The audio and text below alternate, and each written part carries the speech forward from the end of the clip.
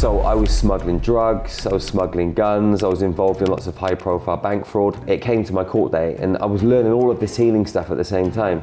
And I said to the universe, listen, get me off of this court case and I promise you I'll commit to the healing. The judge walks in, a male with his two accomplices, they're both female, and the one to his right, my left, I could see wings on her back like an angel.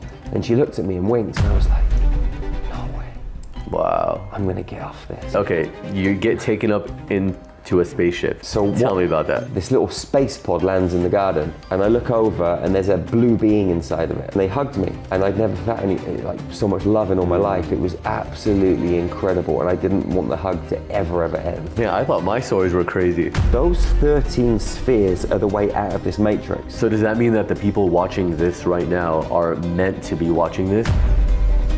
Like, I'm even scared to publish that because I feel like it's such a big claim. What is? Like you saying that. For me, it's just normal. Ever since I wrote my goals down with the pen, my dreams and reality have both been blending in. I just hope that in the end, my debt don't extend me on my dividends if it did. Hey everybody, welcome to this episode with my guest, Jerry Sargeant, who is a modern day alchemist, a healing facilitator of different modalities, including one that I thought was really interesting called Star Magic. And we're gonna get to this interview really soon, but just really quick, let me tell you about the sponsor, Quantum Upgrade. Right now, I have the frequency of focus and heart chakra beaming on me just so that I could be ready for this interview. And so if you're getting ready to go on a date, put on the heart frequency or the unity frequency. If you're going into a business meeting, maybe you want the focus frequency. So go to quantumupgrade.io and scroll through all the different frequencies and all the different bundles, see which one works for you and sign up for 14 days for free. This really is like a cheat code for spiritual people or people who are on the path.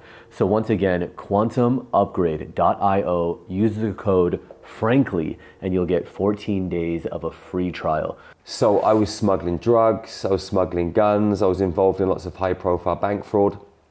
I worked for a criminal organization in Tenerife, a guy by the name of John Palmer. He did the gold bullion Brinksmat heist in 1982 where they stole 28 million pounds worth of gold bullion from Heathrow Airport. Wow. So when I was in my teenage years, I ended up working for this guy. So it took me on a whole kind of like dark path, but an enlightening path at the same time. So I was like heavily embroiled in this world and I was looking at a long prison sentence for conspiracy to defraud the Bank of Scotland and holding a false travel document. So I was on bail for 2 years. I was up and down to the city of London and it came to my court day and I was learning all of this healing stuff at the same time. And I said to the universe, listen, get me off of this court case and I promise you I'll commit to the healing. Because in 2004 the journey started. So for the 10 years or so, I was learning so many things, but all of my mates were dragging me back into this old world. Well, they weren't dragging me back, they were just offering me opportunities. Right. And I was too weak to say no to them. But it was just easy money, so I was like, okay, let's go for it. So I went to court, I'm stood in a bulletproof dock. The judge walks in, a male with his two accomplices, they were both female. And the one to his right, my left, I could see wings on her back like an angel. And she looked at me and winked and I was like, wow. I'm gonna get off this. You could really see the wings. I could see the wings hanging out of her back. And like part of me was like, this can't be happening. But like, you know, deep inside, I knew I was gonna get off it. But my logical brain was like, right, there's no way you're gonna get off this. Anyway, the prosecution came out, they gave their side of the story.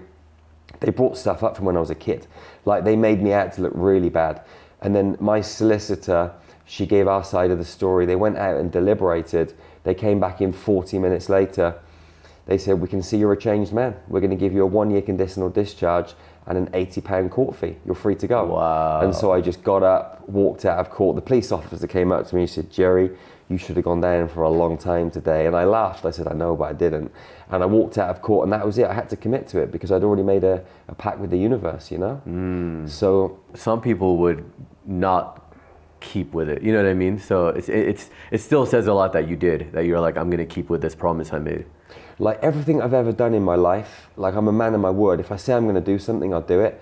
And sometimes it's been kind of detrimental, really. Yeah, if I say I'm going to rob a bank, I'm going to rob a bank. Yeah. Right? And I've done things where I've committed to certain things and really, afterwards I'm like, you know what, I shouldn't really, that wasn't the best thing for me, but I'd committed to it, so I'll follow through. You know, and sometimes it ends up with you kind of losing a bit of money here or something here, but I'm just a man of my word, so I'm old school, man. If I shake your hand, that's it. It's happening. Yeah. There's an interesting thing that just came up I forgot about, but there was somebody that was on my podcast. He's a Vedic astrologer, and he said that one remedy for somebody who might be going to jail, and if it's looking very likely, you go to the jail where you would end up, or anyone that you can, and you get water from the bathroom, and you just keep it by your bedside because you're meant to drink water from that jail.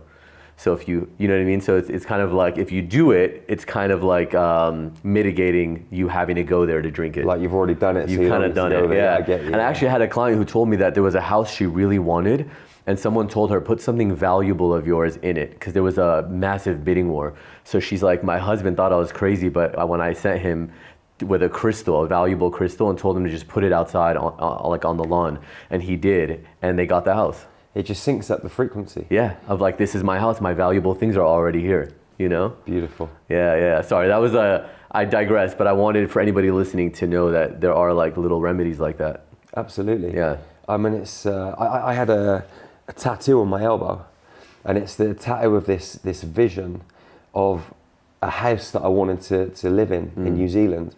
So I had this vision every night. I would go into this house, I would stand on the balcony, I would look out over the ocean.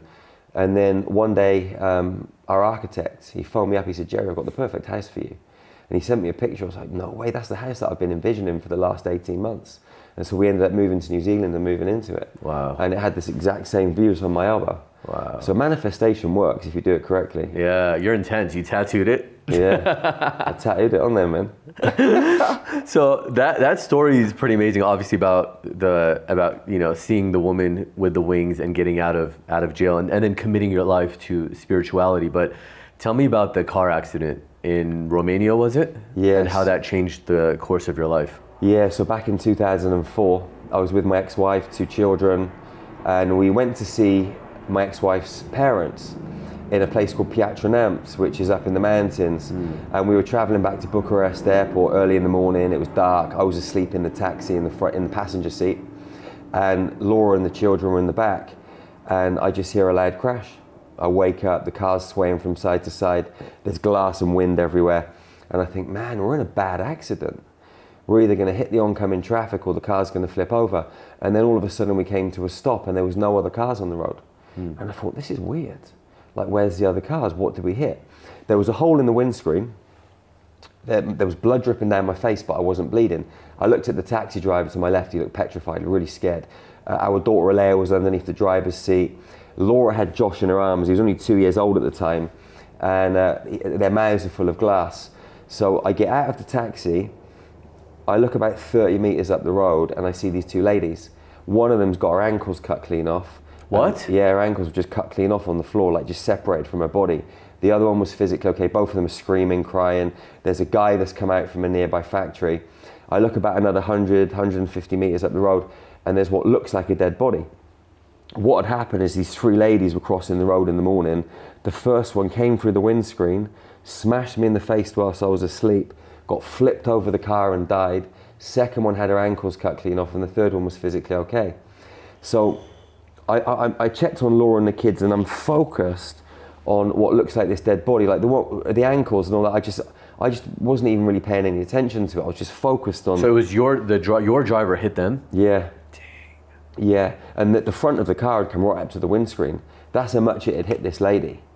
You know, it was like, I don't know, man. It just ruined the car, and she died. Like I walked up towards the body. I get closer and closer, realize it's a body, and then I see her soul, like this energy, like this transparent energy hovering above, and I'd never seen anything like it.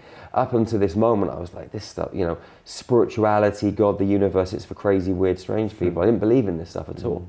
And so I'm looking at this soul and I'm kind of shaking my head. Like, part of me wants to see it, part of me doesn't want to see it. And I get closer and closer and the soul just fizzles off into the ether. By that time I'm looking down over her body, her legs are wrapped up over her head, and it's like someone has taken an old car to the scrap heap. Like, whatever this energy was that was in the body, it's gone. It's lifeless. And I saw this kind of connection between life and death, that there's something that's beyond the physical form in the body. And I remember looking up to the heavens or wherever I was looking to and saying, thank you.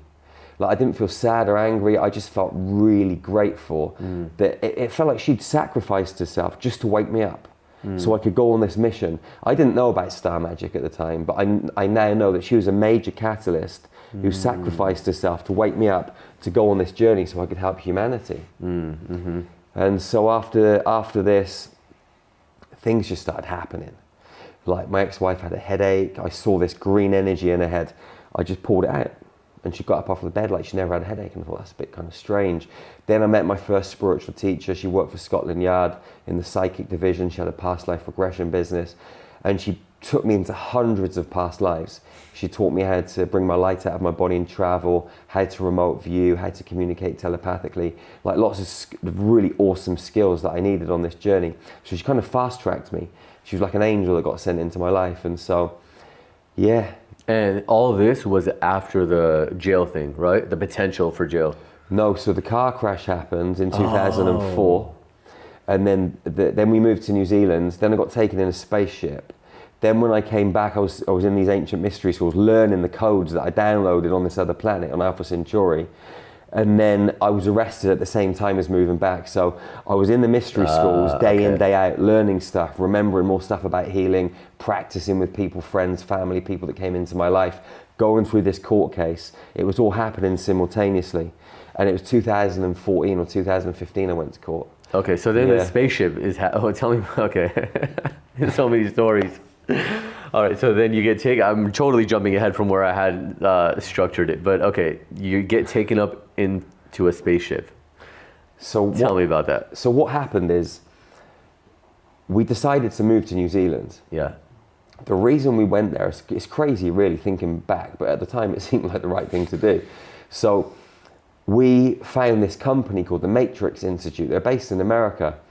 And they had these future maps of the world, and it showed that England... Yes, and I saw New Zealand is on that map. I know exactly the map you're talking about, yeah. I considered New Zealand because of that map. Yeah, because it was like quadruple landmass. Yeah. We were like, you know what, that's where we're going. England and Europe is underwater, let's go to New Zealand. Yeah. So we ended up moving out to New Zealand, and we thought we're going to stay there for the rest of our lives. But then 2012 came and went, and it didn't go underwater. I met a guy in New Zealand who had a copper pyramid in his garden, and I used to go around there every day and meditate. I'd never meditated up until this point, and he taught me how to meditate with my eyes open. One day I'm meditating, and my feet turn to balls of fire, and I look up and I see Jesus, and he stood there before me, and he says, Jerry, you can go anywhere you want to go in this world, just don't be scared. And then he turns and he walks up these stairs in the garden, in through a door. So I walk up the stairs and I follow him, and I'm in the Last Supper. And I'm Matthew, sat around this table, he's talking, there's loads of other people, there's food and stuff. And I look out the window and I see this massive extraterrestrial craft. And they were showing me that ETs have been around for a long time. Anyway, I had this experience. I walked back out, down the steps, back into my body. 2 weeks later, I'm meditating again, and this little space pod lands in the garden. And I look over and there's a blue being inside of it. Okay, so I bring my light out of my body because I'd been trained how to do that by this lady that was my first spiritual teacher. So I go and get into the spacecraft. We get in and there's all like crystal, and there was no controls or anything, but it was kind of like this light technology. And they placed my consciousness where we were going to. And it was above water, there was a beach, all of this stuff. So my consciousness already knew where we were going to, and it was like the spacecraft and the rest of us caught up. We flew through this portal for like 4 or 5 seconds, came out the other side, and then we're in the craft above water. I get out, I walk up the beach, and there's about 200 of these blue beings. And I knew that I was on Alpha Centauri. I'd never heard of it. I knew they were Lyrans, but I'd never heard of them. And I started getting information on like how they got pregnant and how they conceived, and just stuff that is just random. And they came up to me and they hugged me. And I'd never felt so much love in all my life. It was absolutely incredible, and I didn't want the hug to ever end. You know, do you give hugs like that now to others? Similar? I always say to people, listen, hug and never be the first to let go. You know, so it's a beautiful medicine. The reason I asked is because I saw a video of you in ceremony, and you came up behind this guy, this older guy, and just you were giving him a hug, and I could just feel the love in that hug. Yeah, That's the why only way I to just hug, asked man. that. Yeah, okay. You know, it's crazy because people now, because I always say, hug and don't be the first to let go. If I meet people at a ceremony, You're just there for minutes. everybody's like, we're not letting go first because you tell us not to. So sometimes I've got to let go first. One time after sitting in a mushroom ceremony, I at that point had not taken any psychedelic for like years. I said I was done, and after like 35 ayahuasca ceremonies or something, and I was in Spain, and I meet these friends. We became super close immediately, and they had a villa, and I was staying in their guest house, and he was like, I'm taking some mushrooms tonight. Do you want to have some with me? He's like, everybody's leaving the villa. It's just me, and if you know, I'd like for you to join. And I said, okay, sure. I did very little, but I skyrocketed, and at the end, you know, it finishes, we go to the kitchen, it's like 8 hours later, you know how that coming down, and we just hugged, and it was like 35 minutes. Amazing. Just like 35 minutes, and to this day I still remember just like how powerful that hug was. It was like you said, nobody wanted to let go. Yeah, you know? like your soul's alchemized. Yeah. You go beyond the physical form, there's no man, there's no woman, there's just this frequency. Yeah. And if we can go to that spaces when we hug, I mean, everybody's healing so deeply. We release more oxytocin, the love flows, like it's a beautiful medicine. Yeah. There was a sign in Auckland Airport in New Zealand recently, and it was saying if you hug for more than so many minutes, I can't remember how many minutes it was now, then you're going to get fined.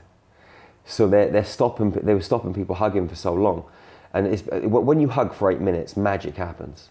And so they don't want people to hug for long periods of time. I mean, there's clinics that are opened up now where people go to heal depression, heart disease, all sorts of things just by hugging. Really? Because it's so powerful.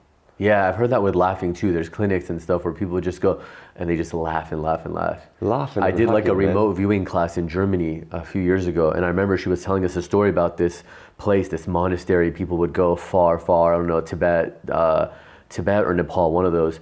And they would go to heal, but all that was really happening, you would just go there and you just laugh. It's amazing. Yeah. So okay, sorry. You get up into this spaceship and you're learning how they procreate, how they're hugging. What else? So they hug me, and then once the hug kind of finishes, they kind of like they part and like they create this kind of pathway, and one of them asks me to follow it. I say it wasn't a him or a her, it was kind of like this they were androgynous. Like all of these beings had like 8-packs. It was like they were in the gym 1,000,000 hours a day, like just working out. They're all fit and healthy, and they had no sexual organs. So I follow one of them up the beach, and we go through this kind of like forest, jungle area to this pyramid that's like made of light. And I go in, and right in the back corner, there's this like really ancient lyran. And it reminds me of like if you went to like a Native American reservation and you met like an old chief. That's what it was like, a chief of the Lyrans or something, you know? Mm-hmm. And the being asks me to kneel down on the floor. So I kneel down, and all of this orange light starts pouring down into my crown. And it's got all of this geometry in it, but it's not like the geometry that you get here. Like there's no straight edges in this geometry. It was like these spirals of code, and they were just spinning in through my crown. And it might have lasted a minute, it might have lasted 10 hours, I don't know.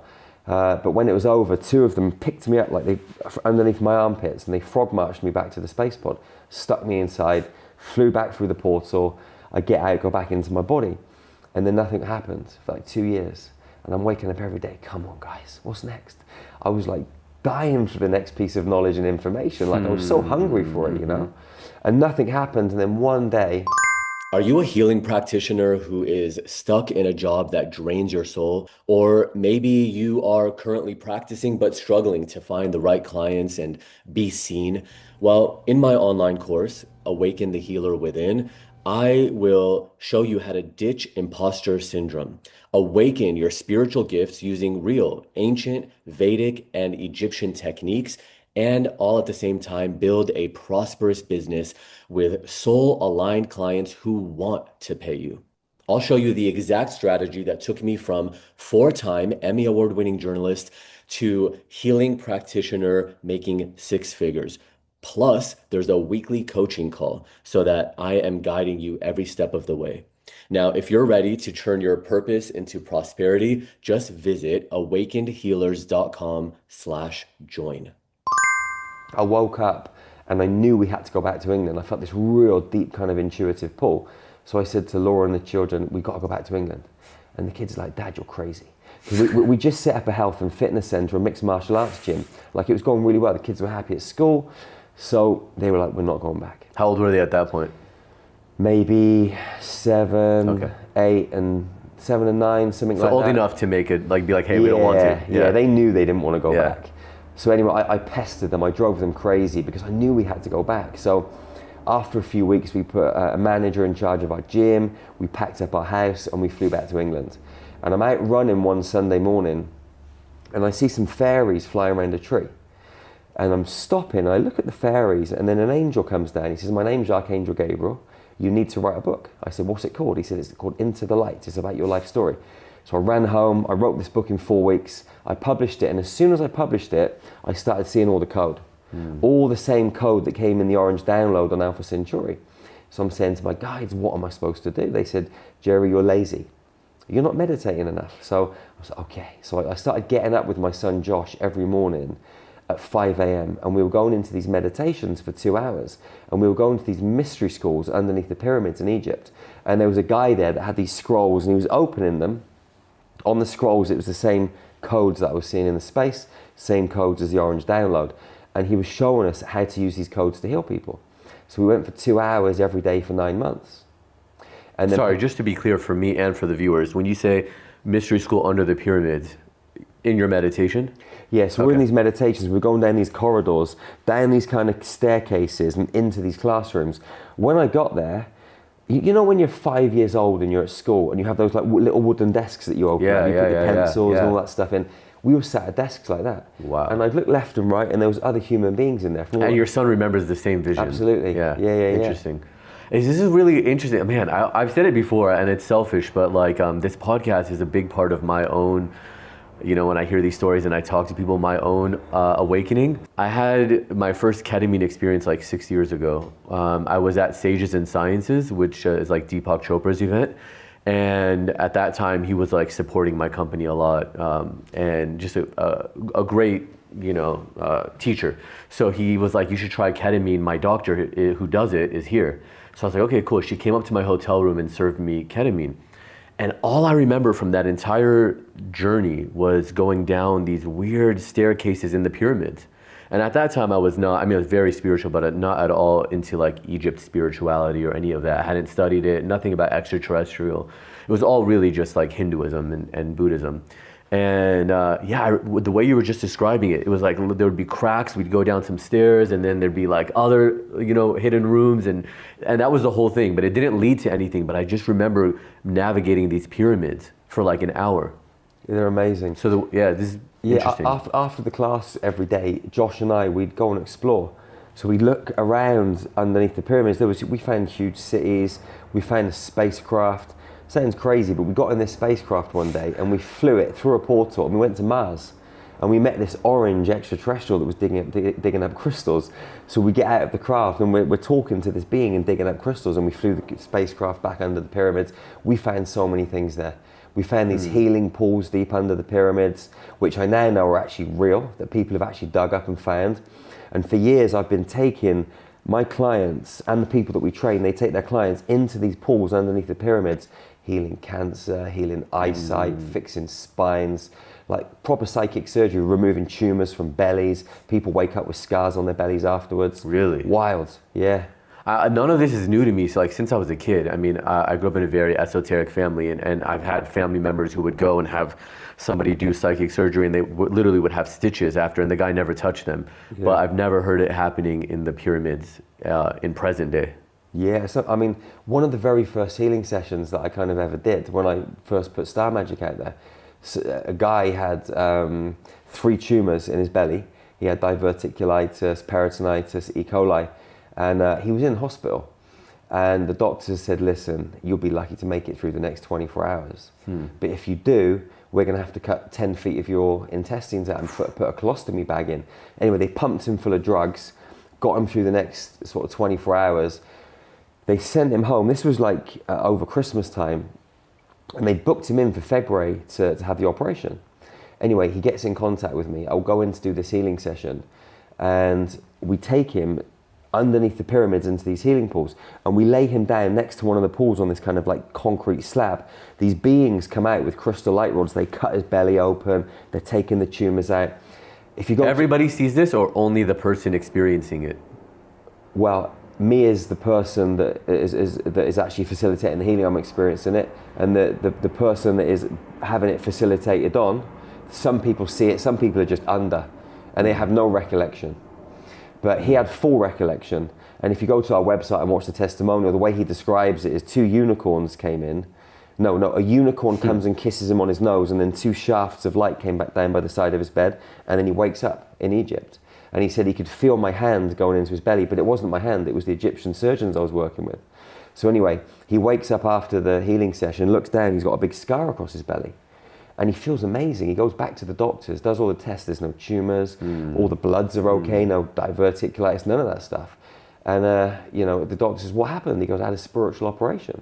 He goes, well, I don't know what we're going to tell the surgeons, but you don't need surgery anymore. And that was it. So amazing things happen in these quantum spaces. You just have to be brave enough to trust the process and just go in and explore. And use these facilities that are available to every single one of us in a different dimensional space. It's just that most people they're not aware of them. So, okay, let's talk about star magic then. I've had people sitting in this very chair who were speaking light language on the podcast and explaining what that is and how that looks. Gaia, who I told you about before we started filming, also sat in that chair and told me that one day I will write a book, and behind the words, even though it's written in English, will be light language. And I'm writing that book now, which is very interesting. But what is star magic? It's a frequency. Yeah. And we use it to facilitate the healing of other people. A lot of people look at me and say, oh, Jerry's a healer. I'm not really a healer. I can't heal anyone. No one can heal anyone. All we can do is set the space up and create the environment so the human beings' natural systems can kick into gear. And they facilitate their own healing, but just in our presence. And so what we do with star magic is we kind of recode their templates. So like, you're a human being, you're physical. I'm a human being, I'm physical. But we're like biological computers. We're always uploading and downloading frequency. If someone comes to me and says, Jerry, I've got liver cancer, or I've got a cyst on my ovary, or I've got heart disease, or I've got a bad neck. Like if they've got something wrong with their liver, I know they've got anger and guilt problems. If they've got something wrong with their neck, I know that they're rigid and they're stubborn. So the body's a communication device. What I need to do to facilitate the healing is change the code in the back end of their system. So we're multi-dimensional beings having this human experience, but we're also having experiences in other reality fields. So if you've got something going on with your liver, and it's anger or guilt or maybe both, I will tap into the quantum field, see the reality where the guilt or the anger was triggered, and change it. Once I change it, the biological computer can no longer upload that piece of code. It's like taking the virus out, and then the body's system just kicks in and naturally heals, and the tumor just disappears. Wow. So we're like computer programmers, using these frequencies and these codes just to change the computer system. Are you doing this remotely? Remotely, yeah. Yeah, okay. Yeah, we do it in person when we do a group healing, or we do a facilitated training, like we train people in this stuff. So we do demonstrations. And when people come to an in-person group healing, then obviously we touch people and we do it hands-on, but we don't need to. Everything can be done at distance because there is no distance. No, mine's all remote too when I work with clients, and I actually prefer it. So sometimes they're like, hey, I'm in California, or we're at this conference together. If I'm speaking somewhere, can we do it now? And I actually prefer remote. I like to be in my own space, and then they can be where they are. But also, like, you know how like quantum entanglement, if I'm clearing it from me anyway, I'm clearing it from me for them. So once I clear it, it's cleared from the collective. You know, it's just not there anymore. That thing. That's a really important topic of discussion, because like, we as humans, like you say, we're clearing for the collective, you know, so we're all connected at some level. Yeah, whenever they say thank you, I say no thank you, you just cleared something from everybody. We all, you know, like we all lost some of that, another layer of shame. Absolutely. If you've got something that you need help with and I facilitate that, I'm clearing in both of us. You know, it's leaving in you, it's leaving in me, and it's probably leaving in another 10 million people on some level, because everyone's connected. So we have to realize when we're coming into this planetary environment, especially going through this ascension process now, it's not easy. Especially women at the moment, they're transmuting so much old, ancient, feminine wounding I've got so much respect for the women at the moment. They're really, really going through it. Men are too, but women are really transmuting a lot of stuff through that kind of womb consciousness. You know, millions and billions of years of trauma, not just from Earth, but other planets, right throughout our galactic heritage, our galactic history. So we're like portals that are healing future timelines, past timelines, which are all just parallel once you get into the field. Yeah. But it's exciting. I wanted to ask you, hopefully I don't forget, because I want to know another story of how somebody has healed. Like they come in with something, you utilize star magic, and it's gone. But I also want to get into more of what you just said, the galactic family. So do you want to like share a story first? There's so many. I know. I think of this too, but like if there's any that comes to mind, maybe a woman, like you were saying that there's a lot of collective wound healing right now for women. So is there an example of something you saw? Okay, so I was working with a lady in India, and her throat was blocked, and she went to the hospital, went to the doctors, and she's been in there for months, literally feeding off an IV drip. And she was about 70, 75, like she was an older lady, wiser lady, and her family got in contact and said, you know, can you help?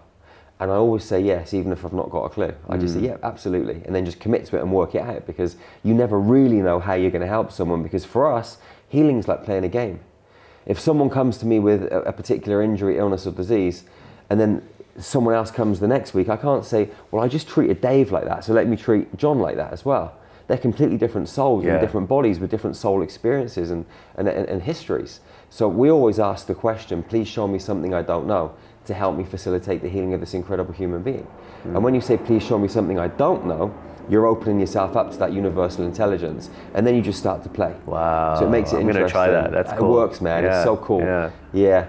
And so we step outside of that kind of like program of it being a modality, of it being a system. We're just playing with universal energy. I'm really trying. That's literally. So I'm 36, but I'm getting closer to that 38 that she mentioned, and I'm starting to see how my modality is keeping me stuck. I mean, I've studied like 3 different modalities, and it's definitely evolved since then into what it is now. But yeah, I still go into certain techniques and modalities. Yeah, with us it's like playing a game. We have a lot of Reiki masters, quantum healers. They all come to us and say, this is what we've needed. Yeah. Because it enables them to take all of their skills and tools, elevate it, and take it into a whole new field of experience. And so they operate differently. Oh, so people are coming in and learning star magic. Yeah, how to facilitate. Yeah, we've got 3 levels of training. So our biggest market is Reiki masters. They've been healing for 20, 30 years. Now they want the next level. This is star magic's it. So maybe you try it out, you know? Yeah, maybe. Come to training, man. Yeah, it's super cool. It's fun. Okay. Yeah, I will. So, I will. Like coming back to this lady, she had like this blocked up throat. So I went in to do the healing session. I said, please show me something I don't know. And the first thing I see is a frog. Okay, there's just a frog in the space. And I didn't realize this at the time, but I was speaking to a Native American Indian. He was telling me that frogs mean throat medicine. So I didn't realize it. Anyway, I've said, please show me something I don't know. I see this frog, and then this jar appears in the space, and the frog spits into the jar. A blue light comes down from space, and I'm asking, what should I do with this? They said, mix it up. So I'm mixing it up. I get a syringe. I pull out the liquid, the frog venom, and this blue light, and I inject it in through the back of the lady's neck. The next day, her throat clears up, and she walks out of hospital. Is all this remote too? Remote, yeah. Okay. Yeah, remote. Yeah. So she'd been in hospital for months and months and months. The doctors said to the children, let's just let her go. She's never going to recover. You know, we did an American tour last year, America and Canada, and we had a lady that had multiple sclerosis, and the doctor said, you're never ever going to walk again. She'd been in a wheelchair for 5 years. Second day of the group healing, she gets up and walks to the toilet and back 40 meters. Yeah. We were in Canada, had a lady with diabetes, not walked for 12 years. First day of the group healing, she gets up and walks up and down the healing space. She walks in the next day, no wheelchair. You know, there's so many experiences that I could tell you about, you know. I mean, the thing is this, I'm like a little kid. And when these things happen, I'm so excited. I'm even though you've seen it so many times, I get so excited that it's happened again. It never gets boring, it never gets old. It's like something new and exciting. Like, it's fresh. Yeah, I know what you mean. Every single time, and it inspires me. Yeah. How can we do it faster? How can we do it quicker? How can we make it better? You know, I'm always looking for new ways to kind of hack it, but it's fast, man. I think traditionally people know like 2-strand DNA, right? There's like 2 strands, they wrap around each other, and that's a DNA. What is 12-strand DNA, and how do you activate that? So for me, this is kind of the magic, you know, and when I was in the mystery schools, they used to give me lots of codes, and these codes could be something like R44, RX22, 897, T12. All of these like numerical digits and letters, and the letters break down into numerology as well. And so all of these codes, they have these kind of like underlying geometries embedded within them. And so certain codes do different things. We've got this one code that we teach on a level 2 training, which you put the code into an octahedron, you put it in your right palm, and you run it up through someone's body. As you run it up through someone's body, the platonic solids appear. You've got to place them into each other in a specific way. You push it into the heart, and the cube, the heart in this 3rd dimensional space is like a cube. When you push the platonic solids in, it creates this spiral, and the cube changes to a dodecahedron. That dodecahedron pumps out 12 streams of light. Those 12 streams of light plug into the multidimensional Merkaba field, which is a stellated dodecahedron, which has 12 points on it. Now, once the streams of light hit the 12 points, all the tetrahedrons start to spin. Some spin clockwise, some spin anti-clockwise. The male ones, the electrical ones, spin clockwise, and the female magnetic ones spin anti-clockwise. It creates a sphere, which is the number 13, and the number 13 is mission critical. Once this 13 activates, it plugs into our Kathara grid, which is the original tree of life, which has 12 spheres. That activates the number 13. Frequency goes down into Mother Earth, down into her central core. It connects to this very specific geometry. The energy flows back up, and all of our transmission centers, our multidimensional chakras, switch on. At this point, you start to activate your DNA. Now, 2 years ago, I went into the Giza pyramid. Like, we run tours of Egypt every year. We take groups of 80, 100 people. Wow, that's huge. Yeah, we've been doing it for 7 years now. We've got another one coming up in 4 weeks. But I've heard of a lot of these, like I have a lot of friends, sorry, not to interrupt, but they go, I've always said I want to go with that group when they go, because they'll go like, 4 a.m. or something, whatever time they're going, and it's like they have a private guide who gets them in when no one else is there. That's what we do. Is that what you guys are doing too? Yeah, we have private access to all But theirs the is like temples. 20, and I thought that was a lot. Yeah, we've got 80 to 100 And it doesn't feel too crowded in there with 80 people? Nah. Wow.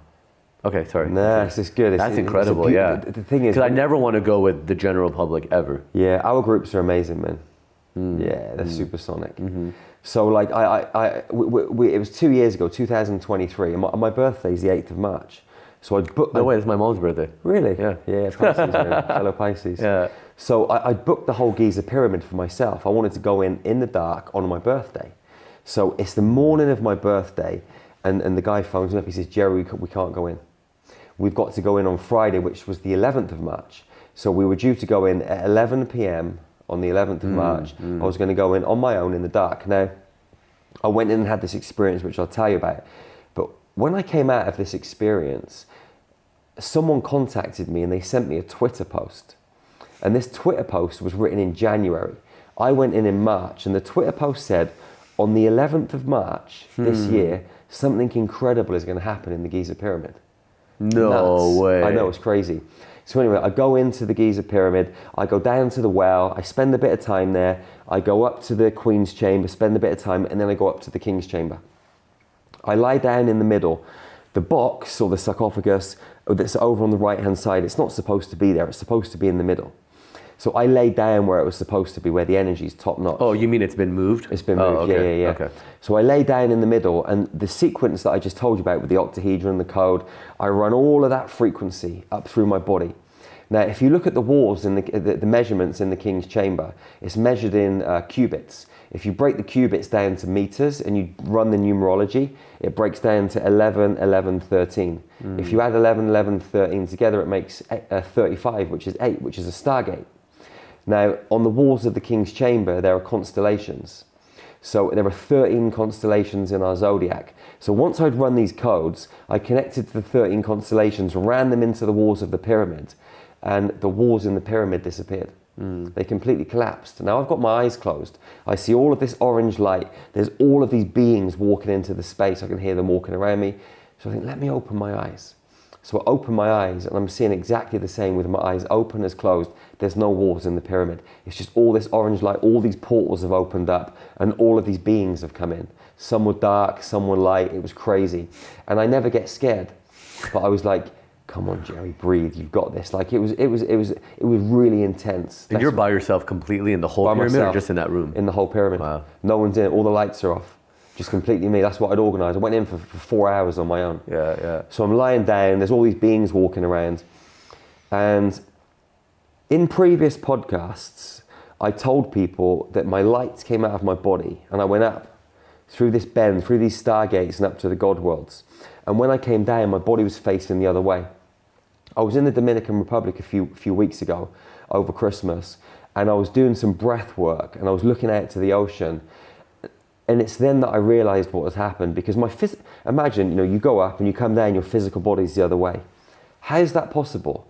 Either my physical body lifted off the floor and turned, or the pyramid turned. Now the pyramid can't have turned because otherwise people would have seen it, right? It's a big pyramid.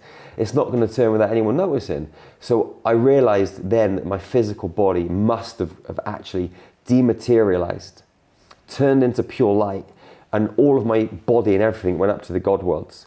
I had this experience, all this big download.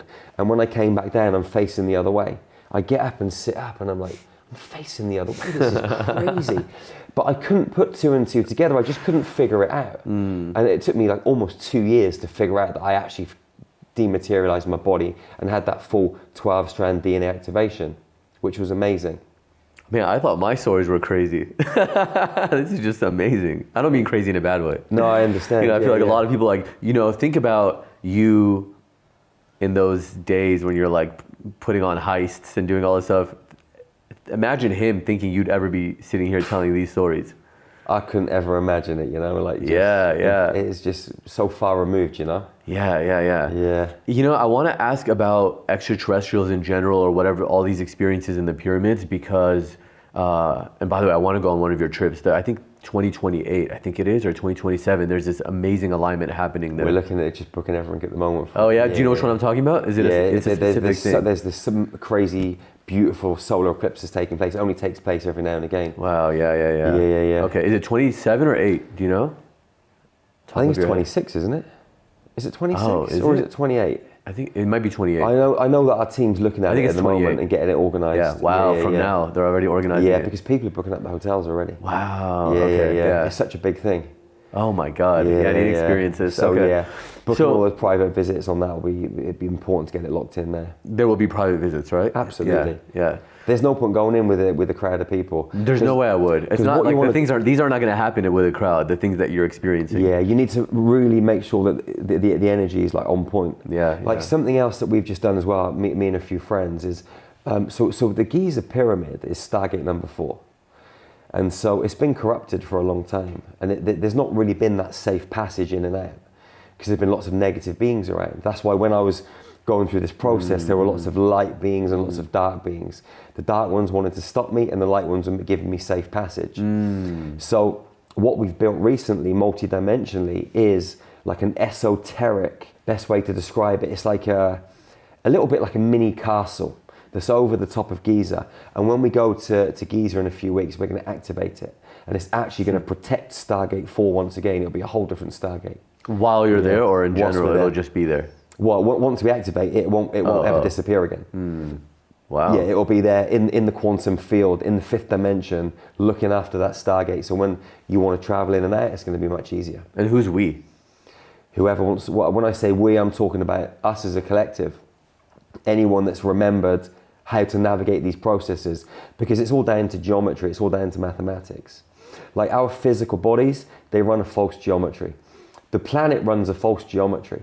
Like the banking system runs a false geometry. It's all run off the Fibonacci sequence. 0 plus 1 plus 2 equals 3. 1 plus 2 equals 3, 2 plus 3 equals 5, 3 plus 5 equals 8. So 8 has to consume 5 and 3 to make it, and it's not connected back to the 0 point. But the crystalline mathematics, which are the original mathematics, which we were millions of years ago on other planets, we were much bigger, our pineal glands were huge, we had 6 digits on each hand, we could travel in our Merkaba fields, we were so much more able, we were fully 12-strand activated. And we were running off the crystalline mathematics. What we have to do to move through these stargates is change our mathematical code from the Fibonacci back to the crystalline mathematics. So you've got 0 plus 1 plus 1 equals 2, 0 plus 1 plus 1 plus 2 equals 4, 0 plus 1 plus 1 plus 2 plus 4 equals 8. If you go all the way up the chain, as far out as you want to go, it links back to the 0 point. If you look at the world that we're in right now, like you and I might say, okay, let's do a business deal. Okay, we're both going to work this together and we're both going to climb the ladder together. And we're both going to expand and grow. Physically, mentally, emotionally, financially, in every way. That's the crystalline code. But a lot of people would be like, you know what? Let me crush you. Let me step on you. That's 8 consuming 5 and 3 to make itself. You know? So it's a dog-eat-dog world. It's not about let's rise together, let's climb together, let's expand and love each other. It's about let's crush that man, let's crush that woman, see what we can take from them and go up the ladder on our own. Who gives a shit about them? That's the world we've lived in. So when we start to recode ourselves mathematically, the whole frequency of the planet's going to change.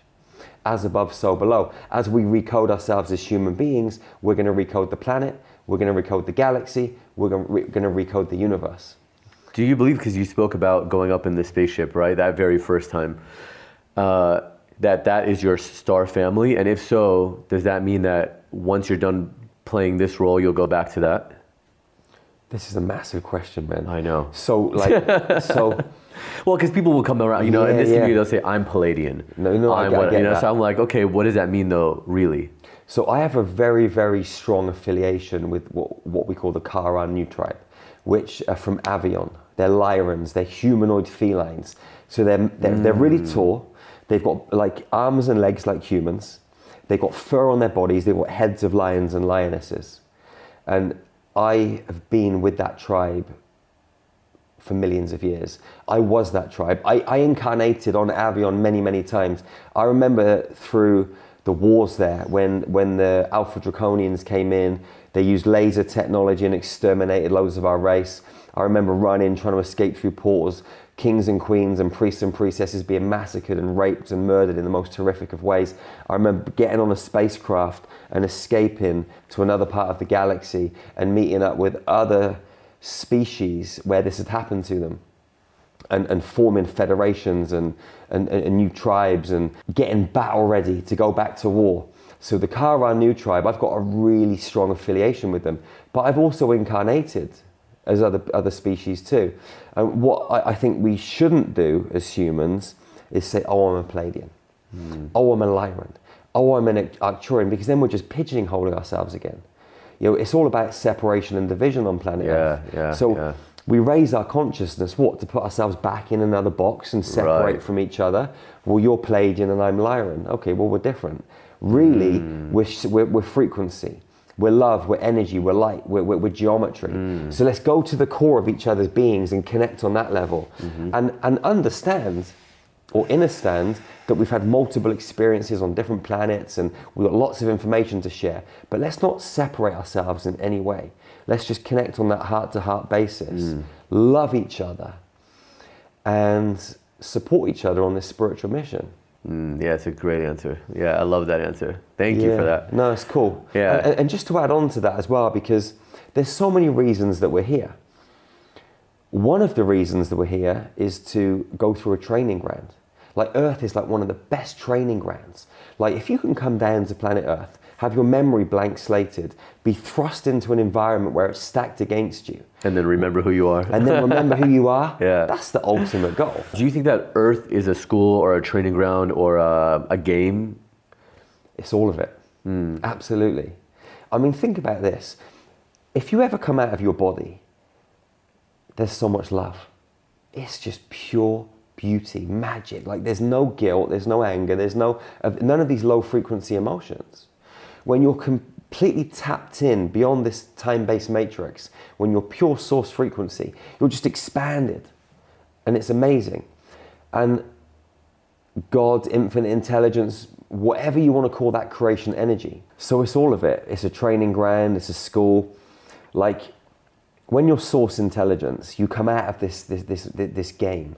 Like, there's multiple dimensions in this matrix. And when you come out of this matrix, you can look back in on the game and you can feel what it's like to be so expanded outside of this universal playing field.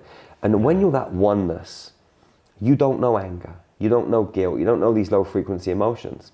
But God, infinite intelligence, universal intelligence, whatever you decide to call it, whatever label you put on it, somehow was able to say, let's create that game.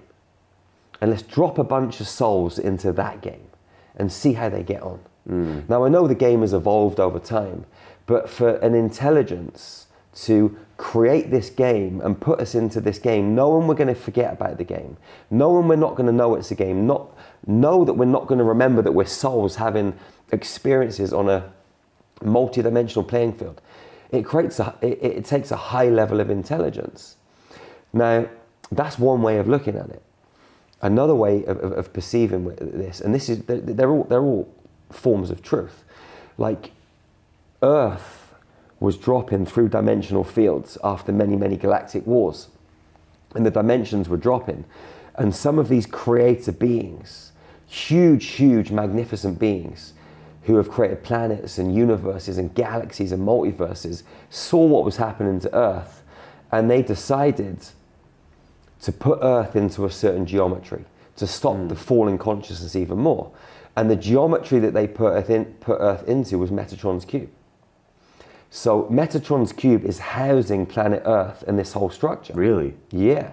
Now, so what happens when you wear it? When you wear it as jewelry, is that good or bad? Not good or bad, but you know. Yeah. So Metatron's cube, if you stare at it, it's going to code you in an inefficient manner, because Metatron's cube doesn't run off of the crystalline mathematics. It runs off of the Fibonacci mathematics. But here's the thing. Imagine Metatron's cube is a house. You don't create a house without a doorway. So within Metatron's cube, you've got 13 spheres. Those 13 spheres are the way out of this matrix.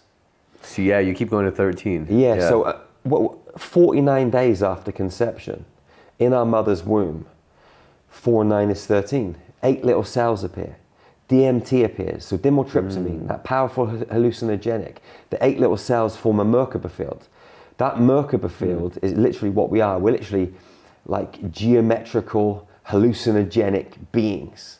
Okay, those Merkabas are inside every chakra, every transmission center. They're in our cells, they're around our body, they're around every sentient life form. So we come in on the number 13. If you want to leave this planet in a space rocket, you've got to fly at Mach 33. 11.2 kilometers per second. 11 plus 2 is 13. So if you want to leave in a space rocket, you leave on 13. If you want to leave through a stargate, you've got to exit on the number 13 code by using the star constellations, by activating all the 13 geometry inside your system and plugging into the gateway on the number 13. So remind me, how does the 12-strand DNA become 13? We have 13 transmission centers or multidimensional chakras running from below our feet to up above our crown. Okay. We've got 12 points on the multidimensional Merkaba field. When they start to spin, they create a sphere, which is number 13. When you've got your Cathara grid, which is 12 spheres. Okay, they run up. They go from your root to your crown, and there's all these different spheres and technologies inside. And it's the original kind of code that created all of our universes and everything. The whole 15th dimensional time matrix is a Cathara grid. Whether you spin out on a larger ratio or you spin down on a smaller ratio, that Cathara grid maintains that Cathara grid kind of spin. Now the Cathara grid has 12 spheres. When that Cathara grid spins, it creates another sphere which houses those 12 spheres. Down in the planet, once you activate all of these codes in your body, it plugs into Mother Earth's God seed atom, which are 12 spheres housed in a 13th sphere. This number 13 is absolutely everywhere. We got 13 constellations in our zodiac. Like, people look at the 12. They took one away. What did they take away? They took away Ophiuchus.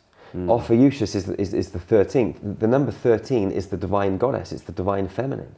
So when they took away the number 13, they tipped us back into masculine energy. If you look at the Mayan calendar, we're supposed to have 13 moons. The women are supposed to have 13 cycles. But when they brought it back to that masculine frequency, it wasn't 28 days across 13 months. It was 28 days in this month, 30 days in this month. They split the other month across all the other months. So they tipped the balance. Who's they? If you look at it on a human level, Yeah. you're looking at the government and the people that control the government. If you look at this on a higher consciousness level, you're looking at different beings, extraterrestrials. What about the reptilian? So you've got... And the reason I asked that is because somebody on the show once said that the reptilian are not as bad as people think. They're actually trying to protect us. I know nothing, by the way. I'm just repeating what I've heard to get your idea. So you've got different beings. You've got greys, tall greys, short greys. You've got tall whites. You've got different types of reptilians. Right. You've got alpha draconians. Okay. There are different negative insectoids, different negative andromedans. The people talk about the reptilians all the time. There are multiple species of reptilians, and most of them are beautiful. We work with some beautiful ones. Like the Nagas. Have you heard of the Nagas? I have, Which They're I think is such a beautiful phenomenal. energy. A deep feminine energy, beautiful. And even in some of these negative factions of reptilians, a lot of them are turning. They're realizing that this isn't the way to run things anymore. And so the reptilians are controlled by the alpha draconians. And then if you go all the way up the train, you're looking at the devil, you're looking at Satan, you're looking at Lucifer, who is the main guy in the galaxy. Or in the universe, sorry, not the galaxy. Yeah. It depends on what level you're looking at the game. You know, there's different beings all the way up the chain. Yeah. But isn't so I guess this is where I get, where I don't know, this whole like, I know you've spoken about it. I've totally gone off the rail with my questions by now, but like the good and evil, and is there this big fight, right? I almost sometimes don't even like to talk about it because I just see that everything is just God or the creator. The good, the bad, the ugly. It's like, you know, like the Agoris in Hinduism who are meditating on cremation sites and eating out of skulls, and people are afraid of them, but they're just like, everything is God. What are you talking about? There is no beautiful or ugly. Everything is beautiful. Everything is that one thing. So when you say like Satan or the devil or whatever, isn't everything just that one thing? If you go back to the source, absolutely. Everything. So then what's the problem? Like, even though the worst thing that happens is still the most beautiful and the most ugly thing are still just the big thing. This is the magic and the alchemy in this game we're playing. Tell me. Because if it wasn't for some of these darker, negative facets of reality, how would we ever grow? How would we ever learn? How would we upskill ourselves? So they're coming in and sharpening us. You know, at the same time, they're here to control us. They're here to control us, feed off our energy, and keep us small. They want to keep us in this reincarnation cycle, so we keep coming back down to Earth, keeping us here on this planet so they can feed off of us. At the same time, though, if they weren't here doing all of this stuff, how would we ever regain that Jedi knowledge? You know, how would we really upskill and become powerful? And remember that we are these kind of divine gods, these divine goddesses. We're kings and queens of the galaxy. And so by having all of these negative facets of reality, they sharpen us, they smash us, they bend us, they hit us, they manipulate us. But by going through these processes, we elevate and we expand and we become stronger, we become more knowledgeable, we remember more of who we are. And they're an absolute vital part of the game. And remember, we're in a school. We're in a training ground. So imagine it like this. If you wanted to be the best military operative on planet Earth, where would you go? You'd go to the SAS in the UK. You'd go to Navy SEAL training in the United States of America. And they're going to put you through hell and back. But you're going to come out the other side if you make it the best of the best. Yeah. So they don't just let any soul come down to planet Earth because they know how tough it is. You've got to have trained for millions of years to get an opportunity to come to this planet or get thrown into this matrix, because they know once you get here, it's really difficult to get out. And do you think people are choosing to come here? People choose to come here originally, but then they get stuck. But then they get stuck in the reincarnation cycle. Because when we leave our body, we're supposed to have a choice. You can go here, you can go there, but what happens is most people don't do enough inner work whilst they're here in these physical bodies, so that when they do leave their physical bodies, they know they've got a choice. Yeah. Or You do the right work, you change your geometry, and then you get to decide, I'm going to take my physical body with me. We dematerialize, we go through a Stargate, we go to another planet, we pop out somewhere else. So in our spinal column, we've got 33 vertebrae. And when you place the platonic solids inside of each other correctly, like I was talking about earlier, there's 33 portal points within inside of that. Those 33 portal points plug into the 33 points on your spinal column, and they plug into 33 portal points that are spread around the planet. Those portals draw in off-planet celestial energy. As they do, they recode us from the inside out. So we're preparing our template to go to other planets 24/7, 365. Because right now, if we were to get put on a planet in the Pleiades or some other planet, we may not be able to hack it. So all the time we're upgrading, leveling up our DNA, activating more of that, what they call junk DNA. Right, yeah. Activating that 12-strand, 13-strand template. So if somebody comes to you or one of your workshops, how long does it take for them to activate this strand? So the first training is 5 days, level 1. And then when they come to level 2 training, it's a 7-day training. They can activate it during the training. What comes afterwards is a bit of a process, because once you switch on your frequency to that level, there's no room for anything that doesn't serve you. So deep, ancient trauma that's held in your DNA will just get blitzed and pushed out. That can be a 6-month, 3-month, 12-month process of someone going through this real deep detoxification. And it's like a caterpillar going into a chrysalis. You could be in that dark night of the soul for a little while, riding the wave up and down a little bit, but you just got to kind of buckle up and just focus and be committed to the process. Yeah. Have you heard of the Monroe Institute? Yes. So I've done a few of the gateway experiences just at home, and I had in November put in my planner, January 31st, reach out to the Monroe Institute. I remember I was just talking to a friend. He was like a YouTube follower and we became friends. He came to one of my retreats and he was telling me about his gateway experience, and I said, I'm going to reach out and see if they're doing any in-person programs, and I'll just reach out January 31st. I had just randomly chose that day. On January 31st, I wake up and I have an email from the Monroe Institute inviting me to come there for a week.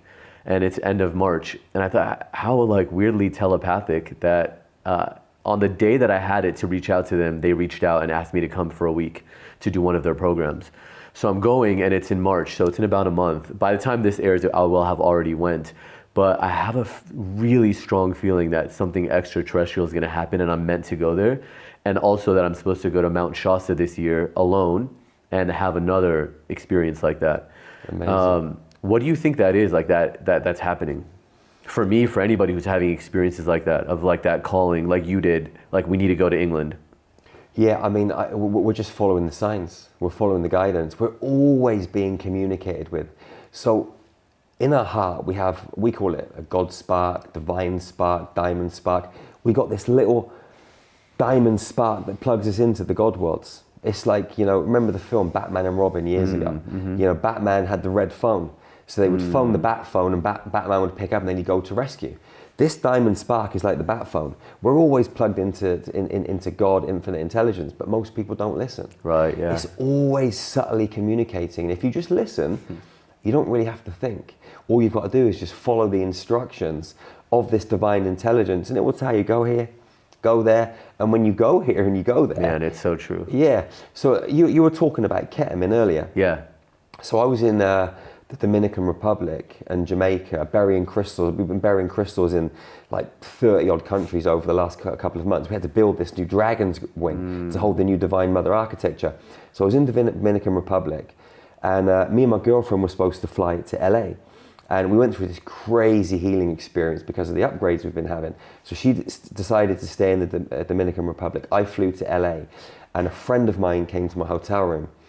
And I did this protocol that I was kind of a little bit reluctant to go through, but I was told that you have to go through it. Okay.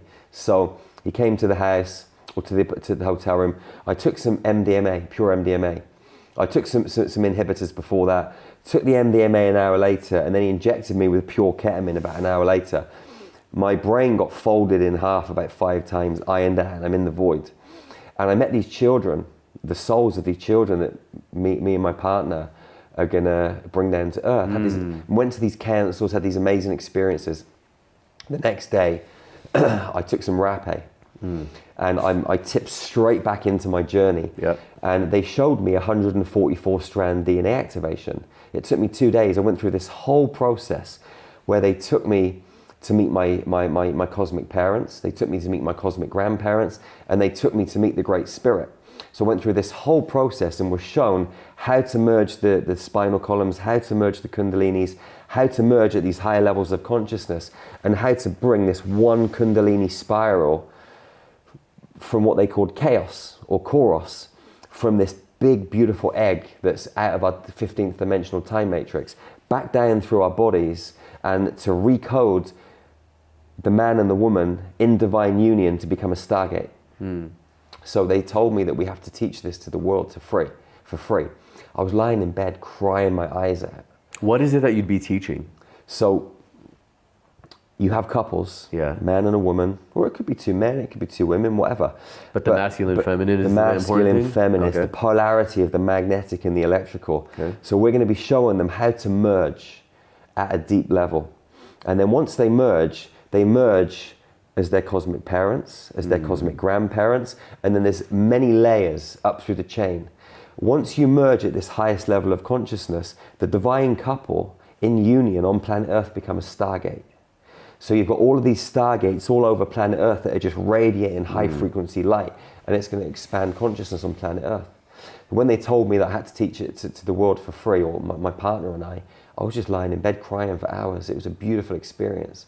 So we're just preparing everything at the moment, and later on this year, we're going to go out into the world and just invite divine couples to apply, to come for free, to learn this stuff or remember this stuff, because it's divine union that is going to create the change on planet Earth. That electrical and magnetic polarity merging as one. That's the original or the twin flame union, which is the Holy Grail. People talk about the Holy Grail.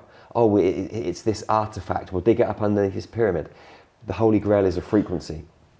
First of all, as human beings, we have to get that inner twin flame union merged, connect to the God worlds, to the earth, and vice versa. Run that pillar of light around us. That's the Holy Grail. Once we create that as individuals, then we can come together in divine union and merge our alchemical pillars together. And that magnetic and that electrical become one. That is when we start to change and really raise consciousness. You know, it's really interesting that you say this, because the whole thing leading up to what happens when I turn 38, when I started to try to figure it out, is when it would get blocked. Like, how is it going to happen? I'd see somebody in a wheelchair and I'd be like, oh, I wish I could just do it now. You know, I want to do these miracles that she says that will just start facilitating. Then I started having dreams where the miracles would start happening. I'd see like a dog hit by a car or whatever, and I would start healing. And then as soon as I started to go, how is this happening? How did that dog wake up? I'd wake up from the dream. It's like, don't try to figure it out. But what I am realizing through meditation is, it's been very recent, like I've never spoken about this, but is that the masculine, Shiva is on my right, Parvati on my left. And as I'm doing certain meditations, it's like one is breathing in while the other breathes out, the other breathes in, the other breathes out, like if I'm doing pranayama or something like that. And I'm really starting to see this divine union of them within me. And I'm just the vessel for them to have their union. Like, have your union within me. So when you say like divine couple, it's interesting, because I also think it can just be the one person allowing the masculine and feminine, like, let my body be the sanctuary for you to have your union here. And I just saw something the other day online of, do you know like Ganesha, the elephant god in Hinduism? The medulla, I think it was the medulla or the pons, some part of the midbrain. Actually, when you take a picture of the brain, looks like an elephant with the ears and the trunk in the middle. In the center of the brain, which I thought was so interesting, because Shiva and Parvati are supposed to be on your right and left. And in their union is Ganesha, their child, which in the scriptures is their child, is right in the center of the brain. So I think that from how I'm understanding this, having done zero biology, psychology, anything lessons, is just that when that union takes place within you is when you have the healthy awakening of like the miracle of Ganesha in you. Yeah, I mean, it comes back to mathematics and geometry. So like the pineal gland is the divine father, the pituitary gland is the divine mother, and the medulla, all the hypothalamus, depending on, you can infuse the two together, or it could be one, is the divine child. So if you've got the 0 point, the singularity, and it forms duality. You've got the male, the female, the magnetic, the electrical. They create the divine child, which is the equilateral triangle. That equilateral triangle doubles and doubles. It ends up creating a tetrahedron. The tetrahedron doubles and creates a Merkaba field. It all breaks down to geometry, and it's like the philosopher's stone. So Right, yeah. we have our thoughts, we have our feelings, and we have the voice of God. The voice of God is the voice of gold. So if you look at like the Anunnaki that came down to planet Earth to create this species, They needed gold. They needed the gold. Yeah. The gold is God. God is gold. And so what we have to do is to triangulate that frequency by speaking into existence the voice of God. A lot of people say, guard your dreams. Don't tell anyone about your dreams. For me, back in 2016, I was visited by the Lyrans again, and they told me to build these healing centers. They showed me on the Christ consciousness grid of the world. And at the time I was like, how the heck am I going to build these healing centers? You know? When I left my criminal world and went into this spiritual world, I had to leave everything behind. I was stripped of everything. I had no money, nothing. You didn't hide a little bit in a Swiss account somewhere? They took everything from me. Oh man. Yeah, I was minus money. Wow. I was minus money. I got kicked out onto the streets with 2 children and my wife. Like no car, no house, no nothing. You know, it was a crazy ride.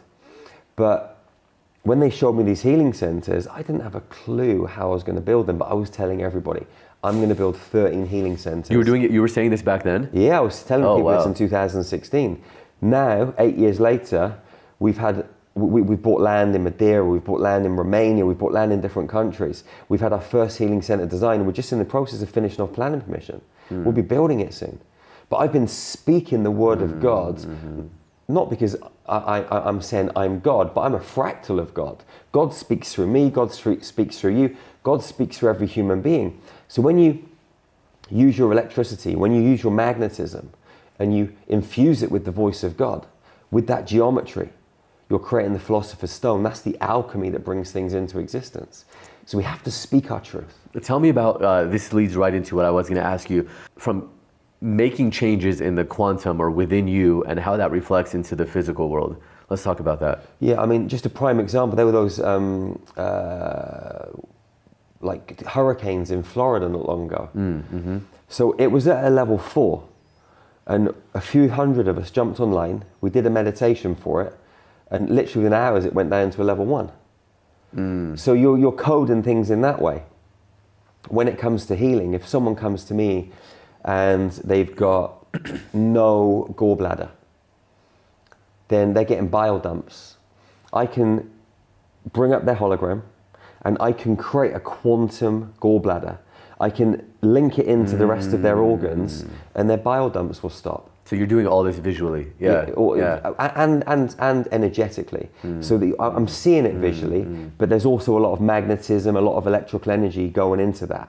So I'm using the geometry to create in the field, and then that reality, through my intention and through the coding that I've put into place, becomes that human being's reality.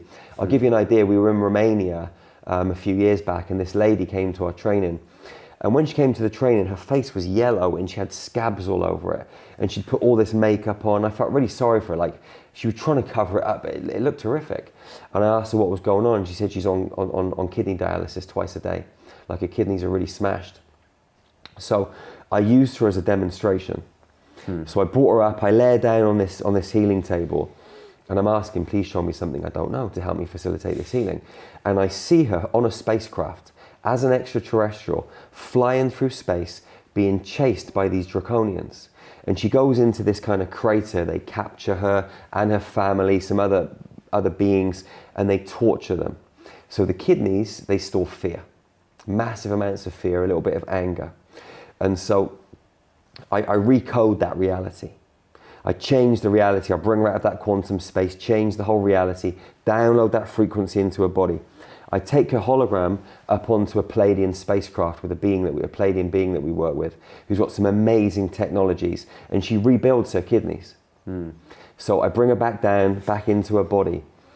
She doesn't have kidney dialysis again for 2 months. She had a little relapse 2 months later. We had to tweak a couple of things, then boom, never had it since. Wow. Totally cleared up. We gave her 2 brand new kidneys. You know, because everything that is in the physical is taking place in the quantum. We had a lady from Australia. She had 1 lung. She couldn't even walk up the stairs because, you know, the amount of oxygen she was getting into her body was so low. So it was an online training. She sat in her place in Australia. I go into a past life. I change something. I recreate a lung, give her a new lung, and she's doing a marathon a few months later. For people who are watching who are thinking like, you know, the placebo is really strong too. And I'm asking as a viewer, right? Knowing like the things that people could or would ask. How much of it do you think is placebo? How much of it is definitely not? I mean, when you're looking at things like someone having a particular, like say, disease, if someone really focuses and decides that their body is completely healthy, you're just simply deciding and recoding your body from the inside out. Because you're deciding that I am healthy. You know, I am healthy, I am vibrant, my cells are clear, I'm firing on all cylinders. This is how I am right now. And through epigenetics, you're creating an environment that your body is actually like attuning itself to. So it's kind of like beyond the placebo. It's like you're using your electrical energy, your thoughts, you're using your emotions, your magnetic energy to recode yourself from the inside out, and you're using your brain. Your subconscious mind doesn't know the difference between what's real and what's not. Yeah. Now, another way of looking at this, and this goes to show that we really are computer systems. So I was in New York, and a lady, her son died. This lady must have been 55, 60 years old. Her son committed suicide from drugs, sort of 17, 18, can't remember exactly. But she felt really guilty. She blamed herself, and she had a really bad shoulder, really bad neck, really bad back. So I was asking, please show me something I don't know. I was getting no information. So what I did is I created a reality that didn't even exist. I went into the quantum field, and I saw this battle. I created this battle. And in this battle was the soul of her son and the soul of this lady that I was working with. And I was telling her about this as I was going through the process. I said, listen, you're in a past life. You and your son are there. You're in this battle, and your son gets killed. You couldn't save him. Same as this reality. I said, what we're going to do is we're going to rewind the timeline to 6 months previous. So we rewind the timeline to 6 months previous before the battle had even taken place. So they're sat there, they're doing something in the horse riding stables, they're talking to each other. And I talked to them in this multi-dimensional playing field. And I say, listen, don't go to war. So they get on their horses and they ride the other way, and they have a whole different human experience. So now I take this whole field of experience, I turn it into a piece of code, download it into this lady's pineal gland. The master cell in her pineal gland downloads it into every cell in the body, and all of her pain disappears. Now this was something that didn't exist, but I created it. And I quantumly entangled that with her energetic template. And I explained the whole thing all of the way. And so her computer system took that on board, took on board this new program, boom, the pain just disappears. So sometimes you can go into the field and you recode something that's actually taken place, or sometimes you can create something in the field. Man, the question is this, did I really create something in the field? Yeah, that's what I was going to ask. Because if all things have already happened, right, maybe I just tapped into another reality and brought it to life. Right. I've had somebody do this with me, which is really interesting, where they saw a life where I was a caveman, and she's like walking me through this, and she says he's sitting there, he has this disease, he's sitting by the fire, he's scared, he doesn't know what's happening, and she goes, I'm going to clear it from him, because when this happens to you a year from now, by the way, you're going to get the same thing. I will have already cleared it from him. So when you go through this in this life, you'll get ahead of it. Like, you'll just find the cure.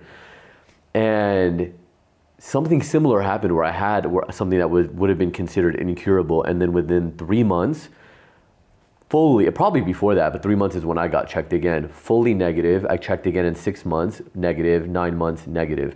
Like it came and went faster. And I never would have even known I had it had I not just randomly done a full, I tested for, I had this guy on the show, a functional medicine doctor, and I got tested for every possible thing you could test for, and it just popped up.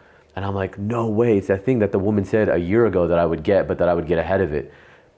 literally 3 months later, fully gone. But now I'm wondering, as you tell that story, did she just create that reality, or did she really tap into something and explain it? The question is, does it really matter? No, yeah, you're right. I always think that, because people say to me, like, you know, is this the right thing to do? Changing realities like this? Well, you know? karmically, I was going to ask that too. Well, that's the thing as well. I think karma's a load of rubbish, man. You know, I think I mean, karma is self-inflicted, right? So like I come in thinking like I need to be punished for what I did in my last life, so I create the punishment. So right, but when you do enough Kriya Yoga and you go live in a cave or whatever, obviously we don't have to do that anymore. But that's how people are clearing their karma, because it was never there anyway. It's just in here. They're programs. Yeah, it's just programs. Yeah. Yeah, we're just clearing out the programs. Yeah. And so I don't think it's rubbish, but it's self-inflicted. So, but it depends how you look at it. Because for me, like people, like you say, people think I have to punish myself. I've done some bad in this lifetime, so I need to correct it in this lifetime. For me, I just look at it as an energy. So if I go out and I do something that isn't very good, you know, I could harm someone, steal from someone, whatever it is. Now that energy goes out into the field. Now we're all connected, so that energy is going to go full circle and find me again at some point. So what I have to do is to recode that energetic template. Now I can do that by putting something good out into the world. And if I keep putting good and keep putting good, then good's just going to spread from me. And so you can look at it from different perspectives and say, listen, all I'm doing is recoding my timelines, recoding my reality fields, and just putting good juju out into the world, and that good juju is going to come back. Or you can say, I've put some so-called bad stuff out into the world, and now that's coming back to me. Now, you got to look at this from another perspective, because if I do something to harm you, maybe that was needed, and that was part of your lesson. Like you look at, you know, the soul that came down into Hitler. Hitler massacred so many Jews. Now, was Hitler bad? I'm on a human level, yeah, he massacred all of these people. But there was a soul that thought, you know what, let me go down and be Hitler, because everybody needs to have this experience to wake humanity up, to make them realize that this is not good. But still, many, many years later, there are still atrocities happening all over this planet. And humans still haven't woken up enough to want to unify. How much pain do we have to experience as humanity before we think enough is enough? Let's just come together as brothers and sisters. So these people, these souls in human bodies, maybe what they're doing is absolutely perfect. And so that's why I say, like, I think karma's rubbish. Because there's just so many perspectives that you can look at this. It's just energy. And we're playing a game, and the game is so multifaceted that you can't just take one standpoint. You've got to rise above the game and look at it from a bird's eye view and look at all the different angles. Yeah, because people look at things like from the human perspective, and they're like, this is horrible, I can't believe this person or that thing, not realizing that some soul, like you said, came down to make an agreement of, I will, what is this, like, hold the cross or whatever it is, and what is that? What's that term? You know what I'm talking about? Where I will come down and be the teacher for everybody. When I know, like here, when Trump won, it was the country was so divided between like Trump and Biden. It was, and I never even like to talk about politics. I would never normally bring this up in an interview, but I was so indifferent to whoever would win, because I thought, well, that's just. I don't even want to say karmically, that's just what that soul came down and agreed that I will be the leader of this country and I will teach people this lesson and that lesson. And that's just, so it doesn't matter. You know what I mean? It doesn't, like, I don't get that emotionally invested in anything, because I'm just like, all right, they're here to teach us something. What is it? Yeah, like this is one of my favorite topics of discussion. Not the politics, but nothing really matters. Yeah. Because like, imagine I walk out of your place today. I can go left and go right. I might sit there and think, you know what, it's a lovely day. Should I go down to that coffee shop, or should I go up here? And I debate for 5 minutes. And I think, you know what, I'm going to go to the coffee shop. And I think I've made that decision. But if the game was already planned, if the story was already written, did I really make that decision? Or if it's already happened and we're just watching it back, which I feel so often. Absolutely. That really boggles my mind sometimes. When I'm like, wait, this has already happened, and I'm just rewatching the whole story, right? It's like watching a dream. Just like watching it back. It's just like the script has already been written, and all you're doing is being the character that's following the script. So it's like we could sit here and have a debate. That debate could turn into an argument, and we're like, and then at the end of it, we're like, does it really matter? Maybe we just had this debate to just entertain ourselves as humans. Yeah. You know, Yeah. it fascinates me. This, like, it's God, me mind-boggling. too. Life is such a ceremony. What about people who are watching, like maybe even specifically young guys who are addicted to things like drugs and pornography? Like, what's the starting point? Yeah, I mean, I was addicted to crack. I was addicted to cocaine. I've taken every drug under the planet. I was addicted to pornography for a long time. You know, in my late teens, through my early 20s, and it's a tough road. And for me, I remember I was in Spain one day. I had a girlfriend, and she left me because I was just a nightmare. And she left, and I was there, and I was just drinking and sniffing cocaine and just being an idiot. And you know, one day I woke up and I walked into the kitchen. It was like 9 o'clock in the morning, and I remember picking up a bottle of vodka and opening it, and I brought it up to my lips, and I was about to tip it into my mouth, and I heard this little voice in my head and said, "Jerry, this is the point of no return. Don't do it." And I held this bottle of vodka for ages. I kind of got lost in a trance. I don't even know how long I was there for, but something made me put it back down. I don't know what it was. Maybe it was a voice from God. I don't know. But something made me put that bottle down. And I stayed in my apartment for a couple of weeks, crying, screaming, sweating. I didn't eat anything. And I just went cold turkey, and I rode it out until I came off it. And it was a really, really challenging time because I wanted to go and have a drink, you know, and take away that pain. And I just didn't do it. And so for anyone that's kind of on that path, there has to be this level of awareness that comes over you to say, this is not good. There has to be something that creates a little bit of pain to help you see it from a different perspective. Because when you're on that train, when you've got that addiction going on inside of you, it's really difficult to get that level of self-awareness to be able to get the contrast to make the choice. Now, it doesn't matter whether you're addicted to sugar, cocaine, pornography, alcohol, cigarettes. I guarantee you that there are interdimensional entities at play. And they will not let you come off it. So you have to have that level of awareness to know that, you know, something else is going on. And quite often you need to seek a little bit of help. For me, I was able to get off the drink, get off the drugs, and then it slowly started to change me. And then I ended up meeting this lady that became my wife. We had our child. From there, we had the car crash. Like, it was a chain of events. Yeah. But I had to come off the alcohol and take that first step on my own. So then going back though, right, to your original thing, do you think you, like turning left on the street or right, do you think that would have happened anyway? Or do you think you needed to make that choice? To not drink? Yeah. I think that was the only choice because the script was already written. Okay. Yeah. Even though there was the illusion of choice for a little while. Yeah. You know, and even though I had to go through the pain of not drinking for a couple of weeks and letting my body scream out for mercy, you know, that was all part of the process. It made me stronger, it made me wiser. And going through all the processes I've been through in my life enables me to connect with so many people. I can be with a lawyer, I can be with a prime minister, I can be with a drug addict. It's no different. I'm like a chameleon, you know? Yeah, I'm so similar to that. I totally feel that. I know exactly what you mean. I heard you talk about the divine masculine and the masculine rising. Tell me about that. Is that similar to what you just described? Like that guy getting out of those addictions, is that leading toward the masculine rising? So it's about that, but on a deeper level. So last June, I was lying on my sofa and I was going through this really, really, really deep healing experience. It was crazy.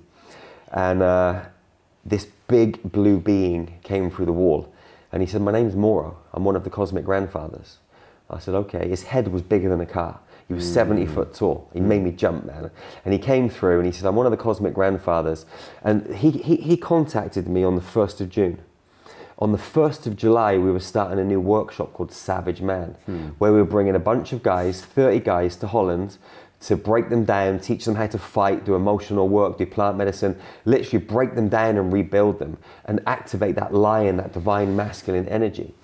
And he said to me, "Listen, you need to level up yourself. There's some stuff that you're not doing that you're gonna have to share with these guys." So he fast-tracked me for 4 weeks and he took me through this really deep process. It was so powerful. And anyway, we ended up going to Deep in Space. Sorry, not to Deep in Space. Deep in Space is our plant medicine retreat. It's at the same building that we do, that's why I said it. Went to Savage Man. These 30 guys turn up. And what Moro was drilling into me was presence, protection, safety. The masculine is here to help the feminine feel safe, to be the electrical energy that can nurture the magnetic feminine so the magnetic feminine can feel safe enough to open like a beautiful flower. And when that sacred feminine opens like a beautiful flower, that magnetism amplifies. When that magnetism amplifies, it supports the electrical energy, the two infuse, and the man and woman, or the two women, the two men, however it goes down, become that kind of beautiful kind of fusion of alchemical God, goddess energy. And they can create, manifest whatever they want to create and manifest. But the man has to accept that the woman is the guide. A lot of men can't do that. The woman guides the man, or the magnetic guides the electrical. And so the man is like driving the car. Without the satellite navigation, they're never going to know where to go. Now, when we're on this Savage Man retreat, I saw miracles happen. One of the guys, we were boxing, we taught them how to box, how to fight.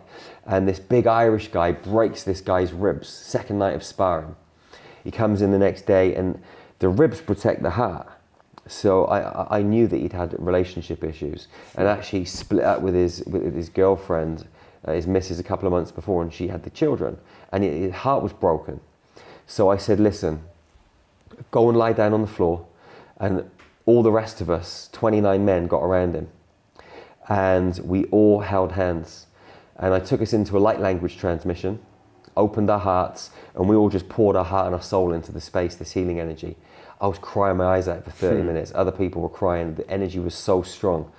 At the end of it, we all put one hand on him, and we just ran our frequency into his chest, speaking light language, going through this deep emotional process. He gets up off the bed and his ribs are fixed. I've never seen such a powerful amount of love than with just the divine masculine. It blew me to smithereens. I could not believe it. I've experienced these levels of love with the divine feminine.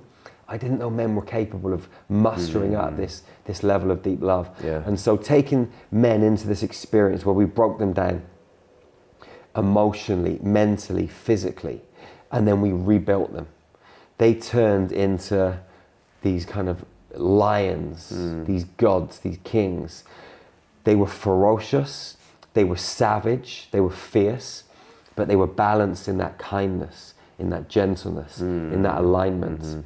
So what the grandfathers have been teaching me is this: the divine masculine, the father, is not able to support the divine feminine, the mother. They're not mature enough.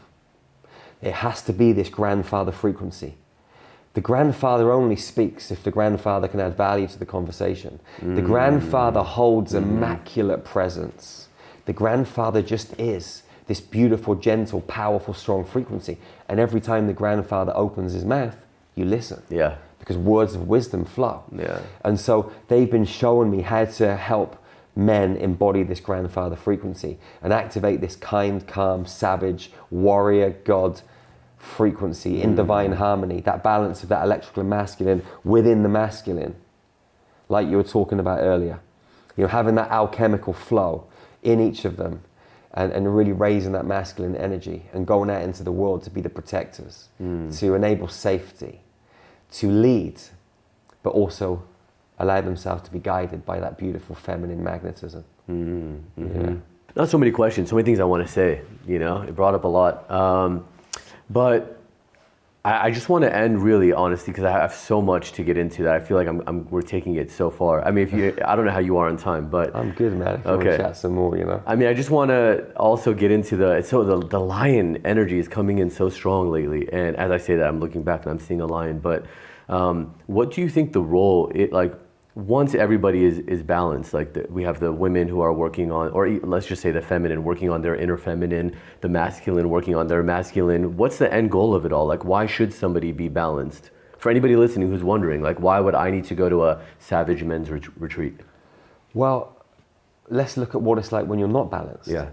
Your thoughts take control. You're not present. You're not in wholeness. You're not in your creative energy. People talk about, let's manifest this, let's manifest that. We need higher levels of abundance. The only way you can activate your creativity is if you activate your wholeness. The only way you can activate your wholeness if you move into a state of presence and alignment. So by going to one of these retreats, or not going to one of these retreats and figuring it out yourself, it doesn't matter how you get there. There's many roads that lead to the same space. And ultimately, we're already there anyway. We've just kind of got a little bit lost. That's it. We're just remembering, And so it's about coming back to where we already are and being completely whole. When we're in wholeness and we've got that masculine, feminine balanced and we move into alignment, our womb, we've all got a womb. Women have got a womb and men have got a cosmic womb. That womb is our sacred kind of like birth space or rebirth space where that creativity flows from. You know, when we move into wholeness, we can unify. When we move into wholeness, we can love. When we move into wholeness, there's allowance, there's acceptance, there's joy, there's freedom, there's sovereignty. When we're out of alignment, then we misfire. You know, we're bouncing around in our head where there's a 0.25 second window between stimulus and response. When we're breathing deeply and we're operating from this kind of deep space of creativity and wholeness, there's space between us and our external environment. So if you say something that would normally piss me off, I'd be like, breathe, not today. It's so far away. But if I'm bouncing around in my head like a pinball in a pinball machine and you say something that would normally piss me off, I'm going to react. Yeah. And then I create that crap energy. And then we all tip out of balance because it ricochets through you, it ricochets through me, it goes out into the field. But when we all start to come into divine alignment, we start to heal. Our programs start to dissipate. We start to manifest because when we're in a state of wholeness, we don't have to try and manifest. We just are the frequency. It is what it is, and that is, it just is. Pure consciousness. And so we move into that state of alignment. All we've got to do is just be still. Take action in this physical world, but be still internally. The opportunities just rise and everything just flows. And then we just take action in this physical world. And life's just amazing. You know, we realize that we're brothers and sisters. You know, you're not up or down. You're not left or right. You're not a man, you're not a woman. You're just frequency. And when we get to that level of consciousness, nobody's going to blame. Nobody's going to judge. Everybody's just going to be at peace with each other. And for me, I think that's a beautiful world. You know, sisters and brothers just running around having fun. There's so many resources on this planet. We don't need to work. Everything's there. We've just got to share and care. For anybody watching now who wants to work with you, who is the kind of person that would go to a plant medicine retreat with you? Who's the kind of person that would do star magic? Who's the person that would go to Egypt? Who's the person that would go to Savage Man? Every human being on planet Earth should come to everything. And that sounds a bit crazy, but first of all, facilitator training. Okay, we're going to show you a set of skills that are going to help you heal yourself, that are going to help you heal your friends, your family, and anyone else on the planet. You could start a business from the comfort of your own home, create total sovereignty and freedom, get paid well, and help humanity in the universe. Why would you not want to do it? It's not just about healing people physically and mentally. You can use star magic to further your relationships. You can use star magic to manifest and create abundance. You can use star magic to, you know, make your food healthier. You can use star magic on electrical goods. I mean, there's nothing you can't use star magic on. Okay, so everybody should do our level 1 training. Not everybody needs to come to level 2 training. Level 2 training is for people that want to understand stargates, the ley lines, the grid systems, and really work on a multi-dimensional level to help planet Earth, the galaxy, and the universe. But level 1, everybody should do it. Our group healings, everyone should come and experience it because so much is achieved in such a short period of time. Now, you could do level 1 and you could just go and heal yourself anyway and not come to a group healing. But the group healing is just so unbelievably, radically amazing. You just cannot believe what you witness. So everybody should just come and have that experience. Wow. And I always feel there's another level. Like right now, I'm in a great space, but I'm not satisfied. I want to know what's next. And then when I get there, I want to know what's next after that. You mean you or just me a person? I'm like that too. Yeah. I'm always like, come on, what's next? What's next? I get so impatient too. Listen, patience is one of my... Impatience is one of my biggest things. The most I related with you in this entire interview was when you were like, you went up in the spaceship, you had this experience, and most people would be like, that's it, I'm done. You were like, come on, come back. Like for 2 years, you're like getting antsy. That would be so what I would be doing. you know there's something else. Yeah. But sometimes we go through those integration processes. Right. So important. yeah, Even we with plant integrate. medicine, right? Yeah. So important. Yeah. And then like plant medicine, plant medicine's plant medicine. Like when you go to a plant medicine retreat, it's like taking your car to the garage for a service. You get your car service once a year. Why not get your body service once a year? We do 10-day retreats. You just drop out of reality into the frequency. How many of those is medicine? Every day. 10 days? Yeah, and sometimes we do it twice a day. 10 days of plant medicine? Yeah, like mushrooms for breakfast, ayahuasca for dinner. Oh my God. We sometimes might take a day off in the middle to do a cacao ceremony and breath work, but it's intense. Wow. Yeah. Wow. It's incredible. That's very intense. Yeah. I've never heard of more than 4 days. We do everything we do at Star Magic, we do differently. We're always about the next level. And we train our team so powerfully. Like everybody that works, even our accountants, even our lawyers, even our support staff, everybody's done facilitated That's training. awesome. So everybody knows exactly how to manage the frequency and work the codes. Wow. So when people come to a plant medicine retreat, you're not just drinking aya, doing psilocybin, San Pedro. We're working on you. We're running the frequency. We're taking you into deep meditations whilst you're on the medicine. We're doing breath work whilst you're on the medicine. We combine it all in a very safe and structured fashion, and the results that people get are just otherworldly. Oh wow! So you're not just letting people not that you're not letting them, but it's not just everybody's on their own, have your ceremony and report back tomorrow. You're guiding even the ceremony. Absolutely. So while they're on medicine, they're doing certain meditations. Yeah. And everyone's doing the same one. Yeah. What does that do for like the collective energy? It's unbelievable, man. Because usually everybody's in their own world on every mattress. Not that I'm saying one thing is better than the other, but that's all I've seen. We'll let people have those times okay. when they'll drift off and they'll journey, and we'll leave them. And then we'll alchemize them again, and then they'll go off and they'll do. So we're bringing them back together. They're off on their journey. It's like a dance, you know? The next day it might be, let's take some mushrooms and we'll do an hour's worth of breath work. And then boom, we go into a meditation. I'll leave them in the universe somewhere, and they just find their way home. Have you ever had any criticism from somebody saying like, oh, this is for indigenous people, like only Shipibo shamans should be leading these ceremonies? Like, do you ever hear that? Sometimes. I actually had an indigenous guy come from Peru into one of our ceremonies. And to be honest with you, what we do was on such a different level.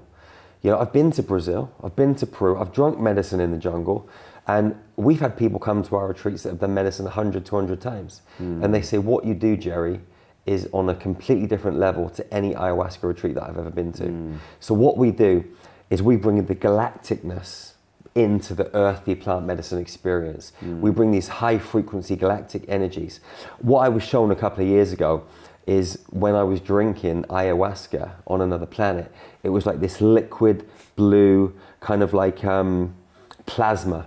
And we were drinking it, and it was aya in a higher dimensional form. So we've been drinking aya for millions of years. But here on planet Earth, we get it from the root and the leaves, and we mix it together in the jungle. But it's no different from the galactic form. So what we do when we're doing aya, we're bringing in all of our galactic families. The grids are up, like nothing's getting in or out. It's a potent, locked and loaded, safe space. You know, we'll take entities out of people. You know, we'll do demonic clearings in the middle of the ceremonies. We'll do whatever comes up to be facilitated. You know, if you go to some ayahuasca ceremonies, they won't work at that level. Number one, people don't know how to. Number two, a lot of people are scared to go to that level. But we'll take people to the limits. For us, when we're going into these medicine retreats, we're taking people into a space where, you know, most people wouldn't go. And I think that's what makes us different.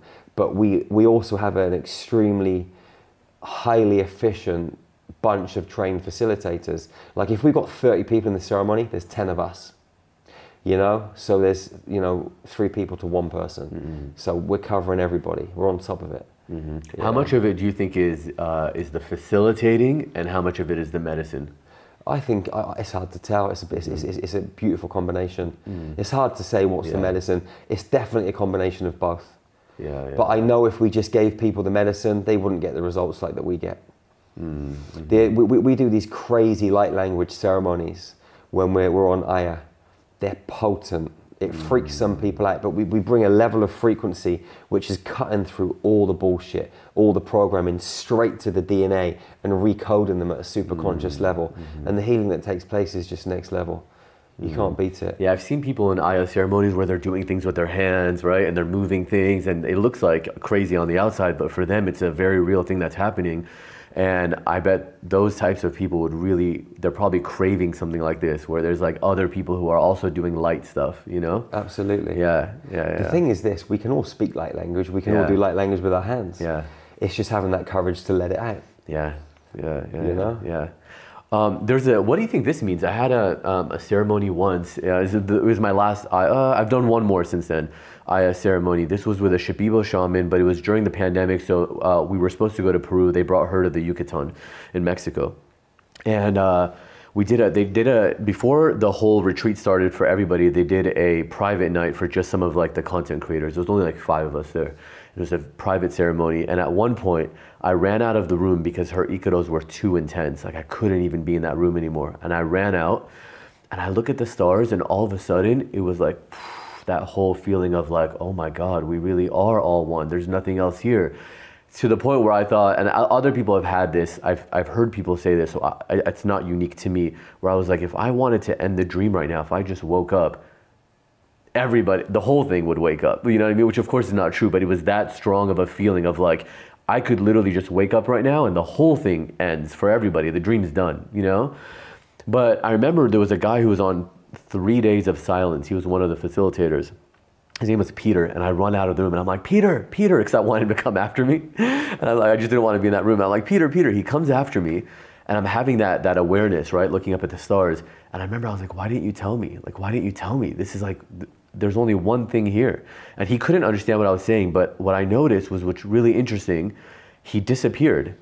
And then I'd go, Peter, and then he'd be back in the room again. And we're in a room by ourselves, the ceremony's happening in the next room. And he would be literally mid-sentence, finishing his sentence, and then it'd be gone, he'd trail off, and I'd be in the room by myself. And I'd go, Peter, and every time I'd say, Peter, he'd be back again. I still to this day have no idea what happened. So he was physically there and then sort of disappeared? In and out. I'd be in a room by myself and then he'd be there again by myself. Not leaving in and out, literally right in front of me the way you are now. Imagine you just disappear and then you're back when I call your name. I've had this in a plant medicine ceremony. So a few years ago, there was a guy there called Aliash. My girlfriend Laurie was there, and Laurie was telling us a story. And I was so engrossed in the story. I was so present with it. It was fascinating.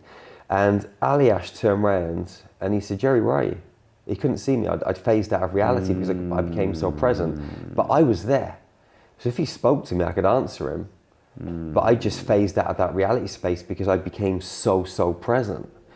And so, you know, we can phase in and out of reality like that. I knew a guy in New Zealand. I could never do this, and I practiced this for ages. I used to drive him around the bend, but he could put his forehead against a wall, and he would just imagine he was on the other side, and he'd fall through to the other side. Whoa. He'd go through the wall. And you've seen it? I saw it. Yeah. Another guy, like, when I was doing my kind of like criminal stuff, I went to meet a friend of mine. We were laundering some money. I had to drop off some money in this Holiday Inn hotel near Wembley in London. And I've gone in to see my friend, and he says, I want to introduce you to my guru. And I was like, what's a guru? I'd never heard, he was an Indian guru. So anyway, we've gone into this hotel. We've gone up to whatever floor it was. We've gone into this hotel. Wait, the guy laundering money with you? Yeah. Had a guru? Yeah, the guru. Yeah, he had a guru. So we've gone in there, and there's this really tall Indian guy, and he had a suit on that was about 10 times bigger than his body. And he looked at me and he said, get me some white flowers. And I was like, so this hotel's on a roundabout near Wembley. There's no vegetation, there's no grass, there's no nothing. I'm thinking, where am I going to get some white flowers from? So anyway, I go out, I get in the lift, I go downstairs, I'm walking around this hotel, and in the corner, I see these white flowers, like just there. So I go and pick them, I take them back up into the room, and I give them to the guy.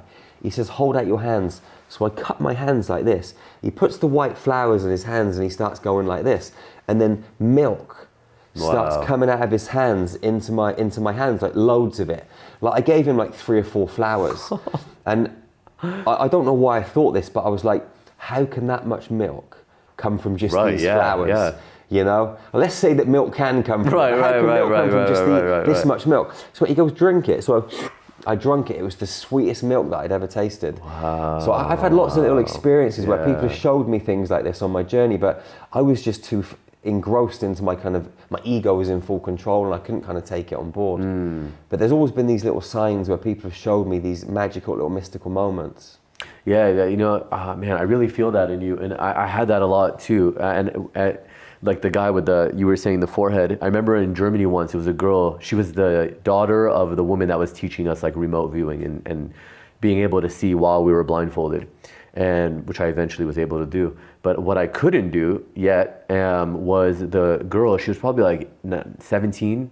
18, and she could bend spoons by looking at them. She would just look and they would bend, or she'd put it in her hand like a key or something and just start going like this and it would just start spinning. Yeah, it was so mind-bending and wild, and yeah, it's been such a cool life. And I wonder like how much of that goes back to like, is it karmic that we were able to experience those things, or is it like my astrologer would say, very similar to you, because I'd say to him, well, what if my chart, you're reading my chart, and he's an 8th generation Vedic astrologer.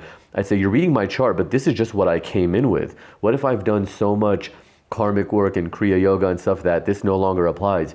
And he says, or I say, what if, you know, this happens or that? He says, it would be in your chart that would happen.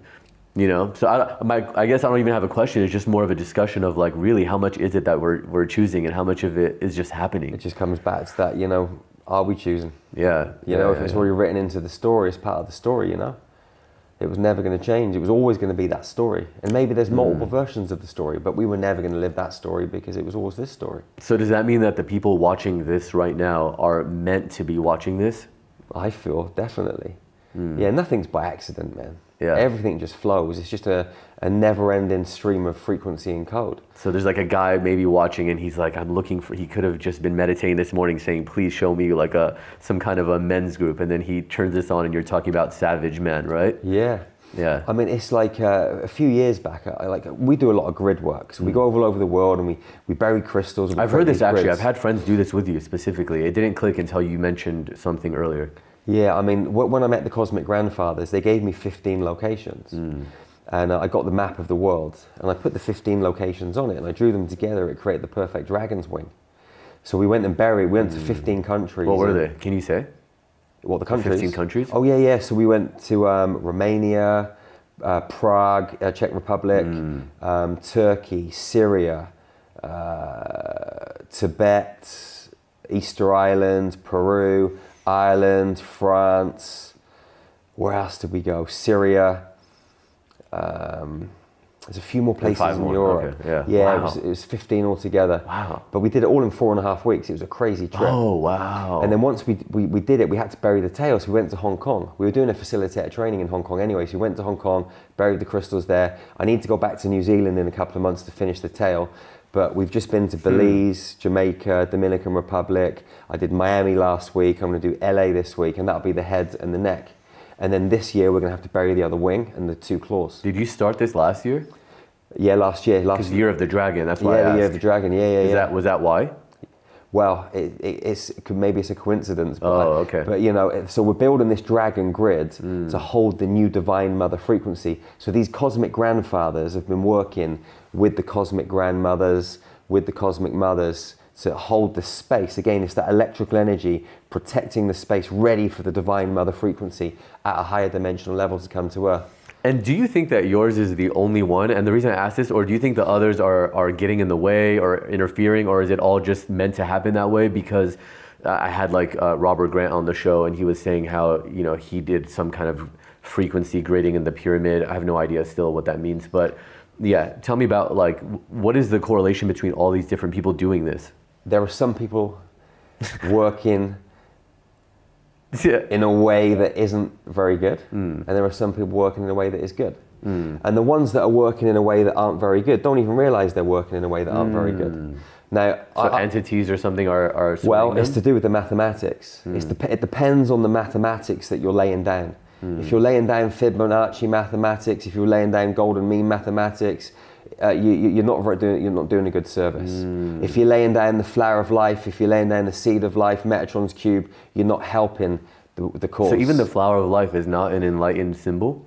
The flower of life is a corrupted code, and so many people get annoyed when I say this and tell me that I'm crazy. I mean, a part of me cringes when you say it. I know. I was at the Conscious Life Expo last weekend. I was sat on a panel with David Avocado Wolf and a few other awesome souls, and they asked me what new technologies I'm interested in and what's really going on in my reality. And I started talking about the crystalline mathematics and how we need to recode our geometry. And he said, so many of you in here have got Flower of Life pendants. So many in here have got t-shirts on with the Flower of Life. I said, but you're not helping yourself. You're keeping yourself stuck in a loop. If you really want to expand properly, you've got to play with the right mathematics. And most people don't know this. And people have written books on the Fibonacci. People have written books on this type of mathematics. And it's okay, but it's going to there's a ceiling to it. Okay, there's a ceiling. And if you really want to expand and go all the way, you've got to be playing around with the right codes. So I know some really amazing groups on this planet that I communicate with, physical humans, men and women that have got their own kind of groups in place that are doing grid work. And we'll talk. And I know what they're up to, they know what I'm up to, and we're all building bits and pieces of this jigsaw puzzle together. So it's a team effort, because this is massive. It's a massive, massive job. And this dragon's grid that I'm building at the moment, just our team are building it physically, but we've got people that are helping us with the multi-dimensional architecture to sort of overlay the top of it. And there's another team that are coming in after to open the new stargates off the back of this dragon's grid. So it's a massive team effort, man. And we've got to complete it by not this Christmas, the Christmas after. And what will happen when it's completed? And does it correlate, sorry, two-part question, does it correlate with the thing that everybody says 2027 is like this new age and massive things are going to happen astrologically? So first of all, just this first wing that we laid down is a key. It was a key to activate the solar clock. So people talk about all of these solar flares hitting planet Earth and our DNA being upgraded. Well, we're getting mini solar flares. But when we built this dragon's grid, what happened, I was in Ethiopia by the place where they got the Ark of the Covenant. And this priest walks up to me, and women aren't allowed in. I was with my girlfriend Laurie and Shri, our videographer.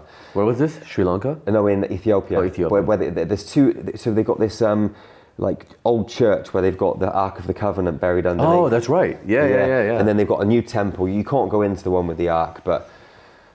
Is that a widely known thing about the Ark, or is that just like what people say? Yeah, I mean, it's widely known, yeah.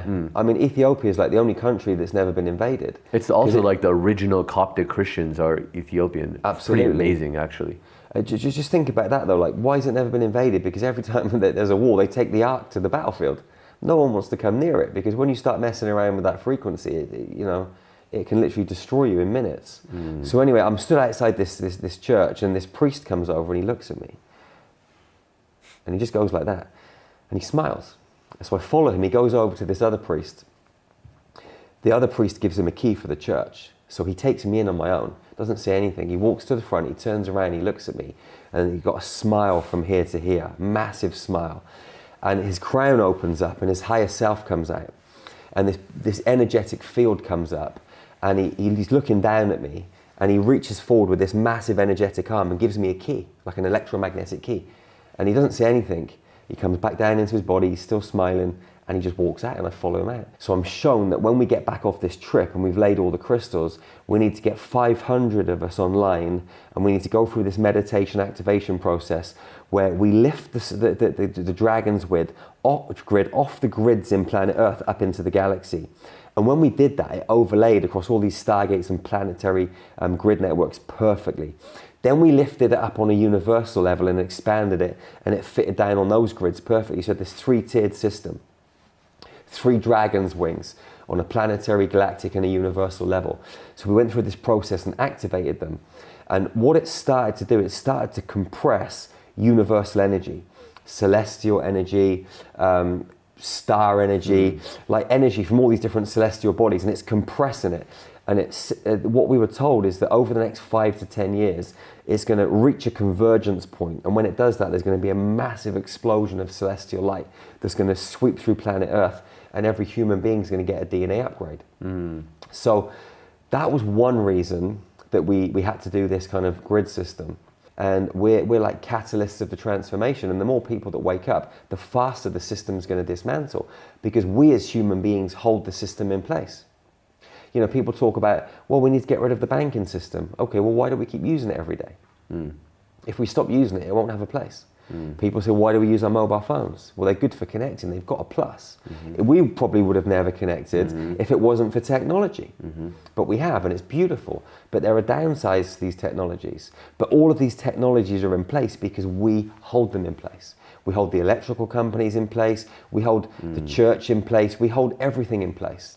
So the faster we do our healing, the quicker the system will fall apart. Yeah, it's interesting because I think of like the Gnostic texts. Have you read the Gnostic texts? No. The Gnostic texts are really amazing. It's like the Gospel of Thomas, the Gospel of Philip, the Gospel of Mary, the Gospel of Judas. These are all completely banned from any church or Bible. And a lot of people didn't even know about them until very recently. But they talk about how like you don't need the church to attain God. You can go out into the desert and speak to spirit. You can, you know, all these things. Mary, according to the Gnostics, was the one that was supposed to take over for Jesus. And she was like the most loved, according to the Gnostics, of all the disciples. And the church was like, no way, a woman is not going to be the leader, you know? And all these things. But one of them was what you just said, where they were like, we are eternal. They talked about reincarnation in the Gnostic texts. Like Jesus says, who do they say I am? They say you're Abraham, and he's like, he nods, you know? And like all these very interesting things that you just kind of alluded to. And you said like we keep banks and churches and all these systems alive. And he says like the church is not necessary for you to attain self-realization in the Gnostic texts. Yeah, I mean, when Jesus was here, he was showing us that we all have that Christ within us. He'd say, you can do this and more, every time he did a miracle. Absolutely. Yeah. Yeah, it comes back to like the crystalline mathematics. It's K-R-Y-S-T. That's the original Christ, the Christ. But it's been changed to C-H-R-I-S-T. It's a trick. We need to come back to the crystalline mathematics, you know, and Jesus Christ, however you perceive it, however you want to call it, he was just reminding us that we all have this intelligence inside of us and showing us that he's not the only son of God. We're all sons and daughters of God, and we're all fractals of God, and we're all powerful. And that's what I always say to people too. Like, I mean, we create these amazing feats of healing, but they're not really amazing. We're just playing with the mathematics correctly. And if I can do it, anybody can. You can do it, anyone can. You know, there's no human being on planet Earth that cannot heal themselves or facilitate the healing of another human if you apply the right geometry. Yeah. That's very Course in Miracles too. You hear about the Course in Miracles? I read the Course in Miracles years ago. It's incredible. But yeah, there's a lot of that where it's like there's also no order of difficulty within miracles. You know, like one little thing is like healing a blind person, as you just described, or finding something that you've lost for a year and just miraculously finding it. There's no order of miracles. They say a miracle is a miracle. It's just a change in perception. Yeah, it's like people say, oh, well, it must be really hard to heal cancer. You know, I'm sure a headache's really easy. Right. Well, really and truthfully, there's no different. They're just different symptoms for different causes. Once you know the cause, you change it, the symptom will disappear and the body will stop communicating with the human. You know? Yeah. So it's just about finding that root cause, and then once you find that and you shift it in the field, then boom. Yeah. The healing can take place. Well, I could talk to you all day, so unless you want to stay here till like 10 p.m., what would you leave people with? I would just say, like, you know, we're brothers and sisters on this planet. Let's love each other. Let's care for each other. Let's allow each other to be how each other is. Like, don't try and change anybody. Allow them to be where they're at the moment. Don't think that you're up or you're down, you're higher or lower. Just let everybody go on their journey. You know, love them through the process. You know, just be in acceptance, be in allowance, love them, live from a state of joy and presence, and just know that we're on a mission. And every single human being actually has the same purpose, and that purpose is just to remember who we are and return back to our heart. And when you get there, you're going to realize that you never left. And so it's just it's a wild journey, man. And just love, just be in joy, be in love, and, you know, treat each other with the respect that we want to be treated ourselves, you know? Yeah, thank you. I hope people embody that. Yeah, thank you. Thank you, brother. Ever since I wrote my goals down with the pen, my dreams and reality have both been blending in. I just hope that in the end, my debt don't extend me all my dividends if it did.